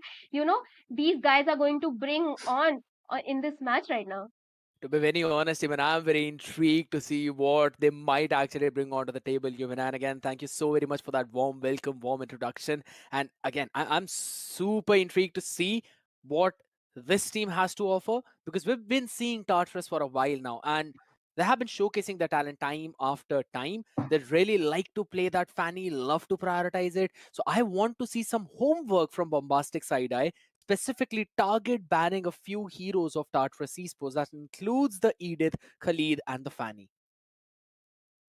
Well, really well said. I mean, I was expecting that kind of response coming from you because we do know that Tartarus Esports have been climbing onto the ladder lately, coming on, from our nation. Meanwhile, True. Itami, you have been casting a lot of matches and you have casted a lot of matches for Tartarus Esports as of now. What do you think, they need to change, because they are aware that they are famous, they are aware that they have been onto the scene and people know about them, people know about their strategy. So what do you think they need to do as of now to come up stronger onto the table in case Bombastic Side High has done their research onto the team? I guess they should be working more onto their synergy, but we have seen Tartarus Esports being quite dominant on previous tournaments as well. Onto the previous tournaments, I've said they are at least top 8 or top sometimes, but still something is still not enough for them, and I hope they kind of figure it out this time, and they will be going up against a team I haven't heard much about, but the meme Bombastic Side Eye, they will be going up against them. And I'm really hyped up for this match, and I hope that this is not going to be a one-sided game. I am really excited to see both of these teams cheering each other's out, and I hope we will see some competition coming up from both of the sides of the teams. Well, I do quite agree with you. Really well said, Itami. I mean, really strong teams both sides. I mean, we'll just have to wait and see how the team plays against each other. Both the teams are ready as of now. But before we jump onto the ban phase, Cadia, do you have any advice for not maybe Tartarus Esports because they have been playing really well as of now, but what about Bombastic Side Eye because they must be nervous. Because this is True. maybe their first time playing against Tartarus Esports, quite a big name. Everybody is bound to get nervous. So, what would you like to, offer them as an advice? I'll just say one thing. Do your own thing, enjoy the game, enjoy the vibe. Result does not matter, the journey does, and that's what we are here for. Well, Definitely. ladies and gentlemen, that's a really great advice coming in from Scadet as of now, but I'll stop yapping for now. We'll go and jump straight onto the draft phase. I'll leave you, Scadet and Itami, both to, entertain our viewers and take us through the match.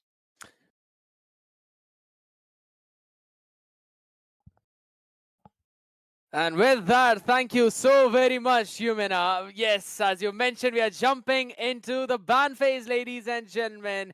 Tartarus on the blue side, taking on Bombastic Side Eye on the red side. Itami is the man who's joining me on the desk, and my name is Scared Yet. We are here to journey you through this beautiful wave of a lovely cruise of Titanic. Let's see what's going to happen as the first two bans are a Ruby and a Hylos. Yup, they are just going with those regular bands, I would say, the Ruby and the Hylos. They are either banned or picked, so I would say that is pretty much of an expected bans. we are yet to see the ban coming up from the side of Team Tartarus Esports, and I am hoping that is going to be another meta hero coming up from them, and it might be a Harith or it might be an Edith as well. There are so many options right now. Even the Phobius, even the Khalid, that, like you previously mentioned, and even the Matilda getting banned out. And after this patch, Matilda has been quite buffed. She has got some more of a range right now, and her adjustments have been rising up. Because of the adjustment, she is rising up to the picks as well. So by far a viable ban, I would say. Indeed, it's a viable ban, and again, with the amount of destruction Matilda caused in the previous game, it's kind of understandable too. Tartarus would want to just ban it out.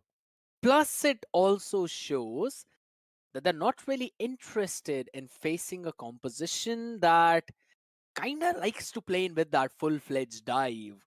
Because again, we have seen all of these players play really, really well, specifically Dark onto that EXP layer, and he kind of likes to use the Phobias too, so it has been banned out. But there's also an opportunity of a Khalid, there's an Alert, there's also an Edith that he likes to play, but a Chip be next ban, I'll be honest. So we've seen a lot of blue teams banning out the Chip, while yes, it's understandable, they don't really like to play, but the amount of utility that a chip brings on the table, specifically if you're on the blue side, not just because of how good he is with that shortcut and in the battlefield itself, but rather in the draft itself, as now you kind of force the red team to ban out the chip, and then you've got the possibility of directing the conditions of the draft.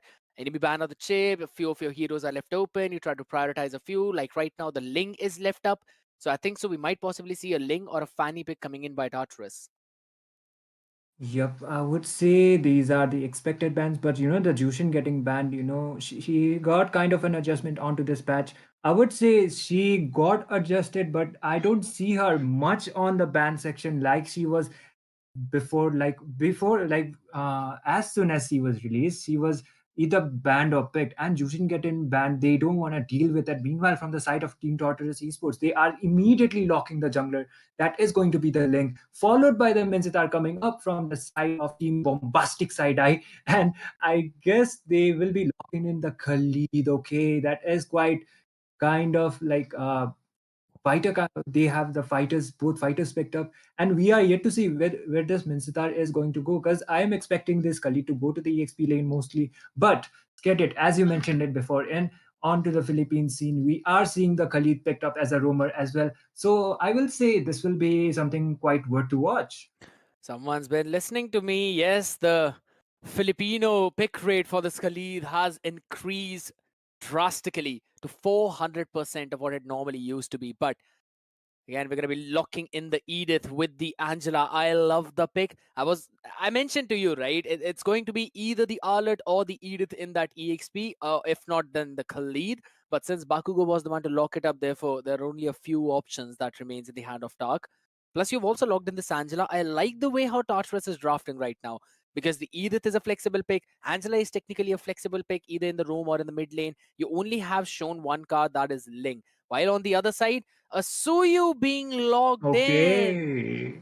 Okay, that is quite something interesting, I would say. Suyo, after he recently got released, he is played onto the EXP lane as well as on the jungle, but mostly we do see him onto the jungle night right now. And you mentioned this Angela pick as well. This Angela is either going trainer or as a roamer. So we are yet to see the ban coming up, and that is going to be the Vexana. I guess they are Team Bombastic side are kind of thinking like this. Angela has the less possibility to go to the mid lane. So they will be just banning the mid laners. That is going to be the Vexana. And I am hoping I do think they will be banning out either a roamer or a EXP laner from the side of Team Bombastic side eye. So we gotta wait for it. I'll be honest, I mean, you've already got a good amount of magic damage with Dark onto that Edith. Now, since he's the one who's picked the Edith up, that means it's definitely going into that EXP lane. But that's us who actually knows that, not Bombastic Side Eye. So that's one thing. They're now focusing down on towards those gold laners. I mean, it's understandable. Some heroes that can actually cause problem onto your backline. Plus, I did mention it, right? that Tartarus does not like the enemy playing a full dive composition. So they just ban out those heroes majorly that are very heavy divey, and they kind of try to play on towards that anti-dive. Moscow now being banned out too. I don't quite get it because Moscow is really good in terms of the rotations because of the Spear of Destruction, but in front of a Khalid, Suyu, and a Minsithar, I'm not quite sure if that would actually be the priority pick. Yep, as well as the Moskov getting banned, they have targeted the goal laner. They should be aware of the possibility like Edith can go to the gold lane as well. By far, if you ask me who's drafting as well as the bans, I like it better. So I would definitely say Tartarus Esports, but I don't want to see I don't want to be the one-sided kind of. I don't want to be favorable to Tartarus. I do know they are a strong team, but still we are yet to see a pick coming up from the side of Team Red, that is the bombastic side eye, and I am hoping they will be picking up something that has been quite valid as well A as good on. mage, Yep, and actually, a mid laner Aurora. is picked, Aurora, or okay, a Zask.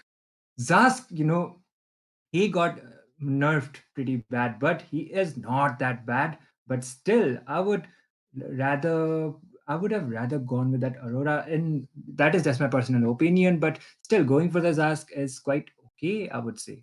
No, it's not exactly, I'll be honest, because an Aurora is basically an anti dive mage that can survive for herself because of the frosty winds that you have. So you can basically stun up any assassin, you can freeze them up in one place, and then you can use up the frigid glacier onto your own self. There's no other mage that can actually do it. There's only Aurora who can do it. So if you dive an Aurora, you're basically getting picked off whatsoever right then, right there. So that's one of the most important part, and you could say the strength that an Oh, Aurora okay. bring in. Yeah, exactly. It would have basically countered Dark, Kevin, both of them who'd want to jump onto her. But right now, Daichi onto that Zask. He will eventually try to get the mid priority, but this Angela Grok combination in the mid is going to Oh make sure that they clear the way no. fast. And Dark is in the EXP. Yep, and this Grok is going to be really, really annoying. That's all I can say for now. Because his mana adjustment, the recent mana adjustment, you can literally spam your walls, and you don't need to go back to back to your base for those recalls. And he doesn't have his mana, and he can quite delay those minion waves as well. And he can be quite vulnerable. He can even like dive into the early phases of the game for the jungler. He can be quite annoying to that Suyo, but a Kaja pick coming up from the side of Team Bombastic Side Eye. So I guess in terms of the draft, in terms of those picks, I would say Tortoise has the better advantage, but we are yet to see some action coming up from both of the sides of those teams. So we are yet to see who is going to be the advantageous and the winner of this best of one series. So we are diving in onto the land of dawn. This time it is going to be Tartarus Esports going up against Team Bombastic Side Eye. Indeed, as every single player gets ready and they all are putting their boots up because this is the time when you tie your shoelaces and you run as fast as possible. You've got to be faster than your opponent. And that's exactly where both of these teams are good at, ladies and gentlemen. For one last time tonight, we are jumping into the land of dawn. Tartarus taking on Bombastic Side Eye. The previous game was a domination, but this one could be a much more closer play as both of them will dive deep. Now, here's the thing. I mentioned about the fact, Itami, that we might possibly see Tartarus facing a bit of a problem in terms of that magic damage, as now, again, we're looking at the rotation of both the junglers. They're starting on the southern part of the map. They will move over up top. That is, gold lane will become the priority for both of them. Yep, they are just trying. I guess they should be just trying to focus on to their neutral objectives for now. Try to get level 4 as soon as possible until the next turtle is gonna spawn onto the gold lane. We are seeing the Minsita actually going to the gold. Grok is being quite poking in there. He should be forced to retreat, and he is able to do so for now. Sunio is trying to get some vision onto there, and there were 3 people actually onto the mid lane, and still Carry is getting quite poked up by the Minsita. He is not able to do those aggressive plays right as of now. But okay, the Kaja will just be retreating. They will just be getting the boots, and they will just be farming for now. Indeed. -1 is still there. They might as well want to jump onto Kevin as he's pretty low in that HP, but Oh, still will run away with the retribution as well, trying to secure a few creeps. Level 4 or Ren already. He wants to try and take those fights, but it seems that it's going to be a disengage. yep, and I guess both of the junglers are already level 4. Yeah, no, they are not yet level 4 yet. Actually, Suyo is the only one who got level 4, and the turtle will be spawning onto the next 19 seconds. So I guess Team Blue should be on a better position to be contesting for the turtle, and they are getting those visions as well. Both, by far, both of the teams are doing. Sunyo seems Sunyo to might be be taken down, and the first blood coming up from that Suyo just now onto that Grok. He kind of overextended, got punished, and the turtle will be spawning now. a good pick coming in from the side of Bombastic Side-Eye. A bit of an overextension from Sunyo there. I'm still surprised why he was not using the power of nature near that wall though, but that burst was absolutely insane, and it seems that Bombastic Side-Eye will have that control. Again, they pick up this turtle, they can start for that early snowball, they can eventually, oh my god, Sunyo, he Oh is basically caught in no! his own Oh wall. no! He is barely able to escape. Oh my god! And that hook just missed from that Mensitar as well. He almost got caught by his own by his own creation, I would say. And the blue buff. Okay, Ling was able to get it. Actually, I was so panicking for nothing. And Grok is trying to get some vision out there. He is just trying to poke it out, but Sunyo needs to be a bit aware because he was already taken off once because of the overextension. So back to you, Skip. Oh, look at the top with the Divine Judgment coming along with the King's Calling, but the Hard Guard is there to keep Rex safe. As again, Kevin would want to jump in, jumps in with the Finch Boys as well. There we go. Tempest of Blades trying to catch them, but the wall is absolutely disastrous for Tartarus. They can't really chase onto anyone, and yet it's every single person on Bombastic Side surviving. That's such a big mess up from Oh Sunio coming in. no. Damn. Even though such of a big fight came up, there was no trades. And Team Bombastic Side Eye are quite leading in terms of the goal lead as well. The goal lead is not that much, but in terms of the objective, they already got the first turtle, and the second turtle will be spawning in any time. So Ling should be farming up well, and he should be on a better position to be contesting for the turtle as well. Meanwhile, Minsitar is trying to he might get poked down, but no, he got that initiation coming up from the Kaja as well as the Angela, but by far no trades. Oh, look at the bottom side is where now Dark was basically being attacked, but being on an Edith. Also running with a quantum charge, he's making sure that he goes actually blow to blow against Bakugo. He's doing a pretty solid job in terms of that too, and now the turtle is also going to spawn in over towards the top. Rex can easily take up his own minion waves as Taichi not using the Dominator's Descent. This fight that's being set up right now. Ren is going to start onto that turtle though, and there we go. Reg jumping in along with a Oh, beautiful wild charge, oh connecting onto a my couple as god. the Tempest of Blades comes in with a hard guard too. But oh my god, Ling, Kevin, he missed every single blade. That's a very big mistake coming in, and Dark as well has got no rage bar, and the man still tried to jump in the primal form as Sunyo will Oh fall too. They're no. all losing their life Oh one after the no. other as Ren demolishes them. Damn. And Tartarus, that's such a big mess up. 1 for 4. A 1 for 4 trade onto the second turtle clash, and this is definitely not looking good for the side of Team Tartarus Esports. Team Bombastic Side Eye are pulling off. They are locked in, and they wanna desperately win against Tartarus. They are focused, and they want the victory for themselves. Again, with this Suyu that they're running with, the Blade Surge is constantly connecting it perfectly. Sunyo, the man almost got Oh, hooked up, but still survives because of the power of nature. It just seems mm, that he's facing some kind of yeah. trouble though, but again, used up the Guardian's barrier. There's already a Divine Judgment available for -1. He might want to jump in with a flicker too as everyone tries to go in for the dive with Oh, the King's Calling. But look at the backline is where Rek still survives with a hard guard too. Wants to jump in, but will eventually have to retreat because of the zoning coming in by the Dominator's Descent. A lot of resources being used up, but now also the purple will be under the contest. Ren is there. Yes, Kevin will be caught oh in no! the Divine Judgment and Oh deleted no! with the Blade Surge. There's the Earth Shatterer. But what can you do, Dark, as you are Oh all alone no! and Savage Warrior is just an Angela. He's just a Damn. mid lane puppy poom.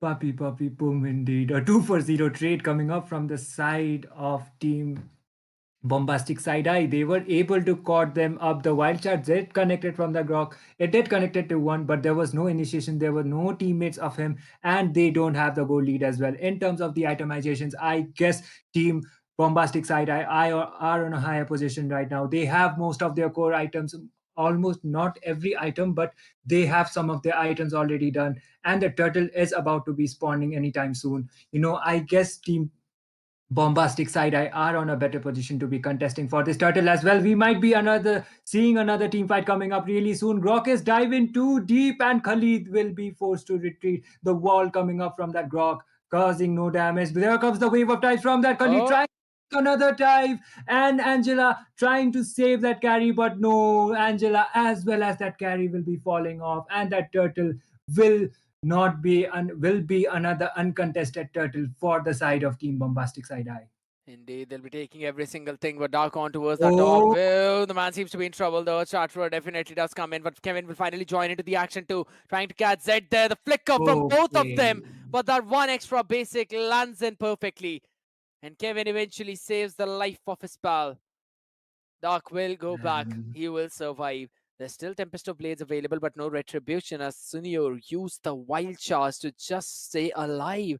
That is such a big problem. The Zask on in the hands of Daichi as well. He's doing such a phenomenal job to zone the other people out. And there's the Raging Oh, Sandstorm. Bakugo easily going back.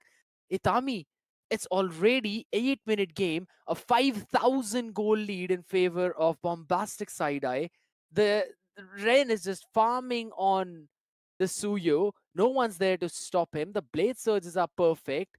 And Rekt, he's going 0-1-1, but he's the only win condition for Tartarus now.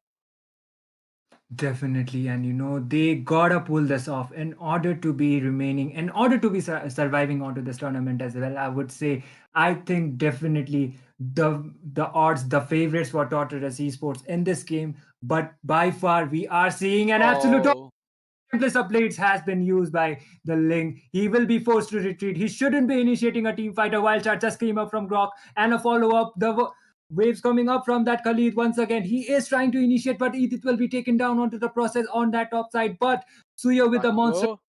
self and Bakugo might be taken down. He will be forced to retreat, and Ren almost get that kill onto that Ling once again. They are leading in terms of the objective, and it's almost 7k goal lead right now. Oh, what a beautiful hook coming in and through the Oh, Guardian's barrier as well. Sonio, my man, is basically just trying to cage his own self in those situations. Sometimes he might want to just ask the question, why am I the only one who's always up in front? If you yep. know, you know. But wait a second, Bakugo trying to jump in. Oh, Could eventually get him mobilized though, but maybe not as there comes in the re-engage with oh, the Raging Sandstorm. They want to catch in a few more people, but there we go. The Earth Shatterer onwards and the Primal Form. Dark still tries to go in for the attack, but it does not matter as they're tanking everything though. Rekt is the one who actually gets the shutdown, but a double kill for Ren. 8-0-4 oh onto my this guy, and God. Super Z Oh catches no. all the other people in the Oh King's Calling. no. Tartarus, Damn.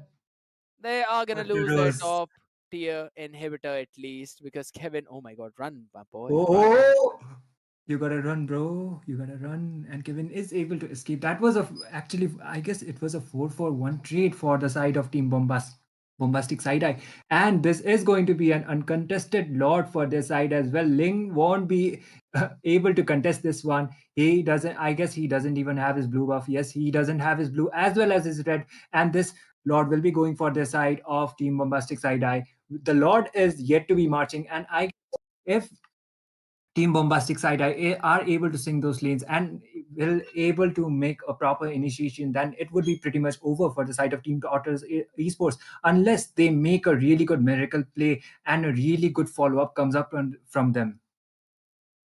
Seems to be the case. Sunio, in the meantime, though, just getting scouted out in the bush. As I mentioned, the win condition is going to be wrecked. 1-3-1 on that carry. Finally picks up the Demon Hunter sword too. So he will be doing out the damage.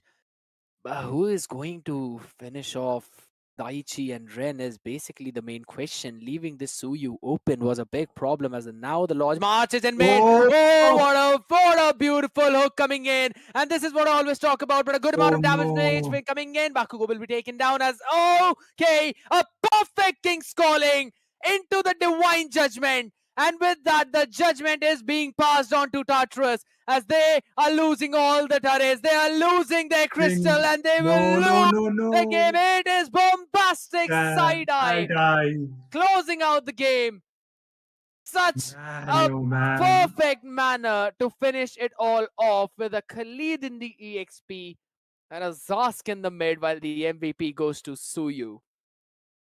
Damn, what a match. This was definitely not on the cards of Tartarus Esports. They definitely did not expected this outcome to be happening, and they were not able almost anything onto this game. They did try, but trying doesn't even matter at this point. An absolute humiliation coming up from the side of Team Bombastic Side Eye.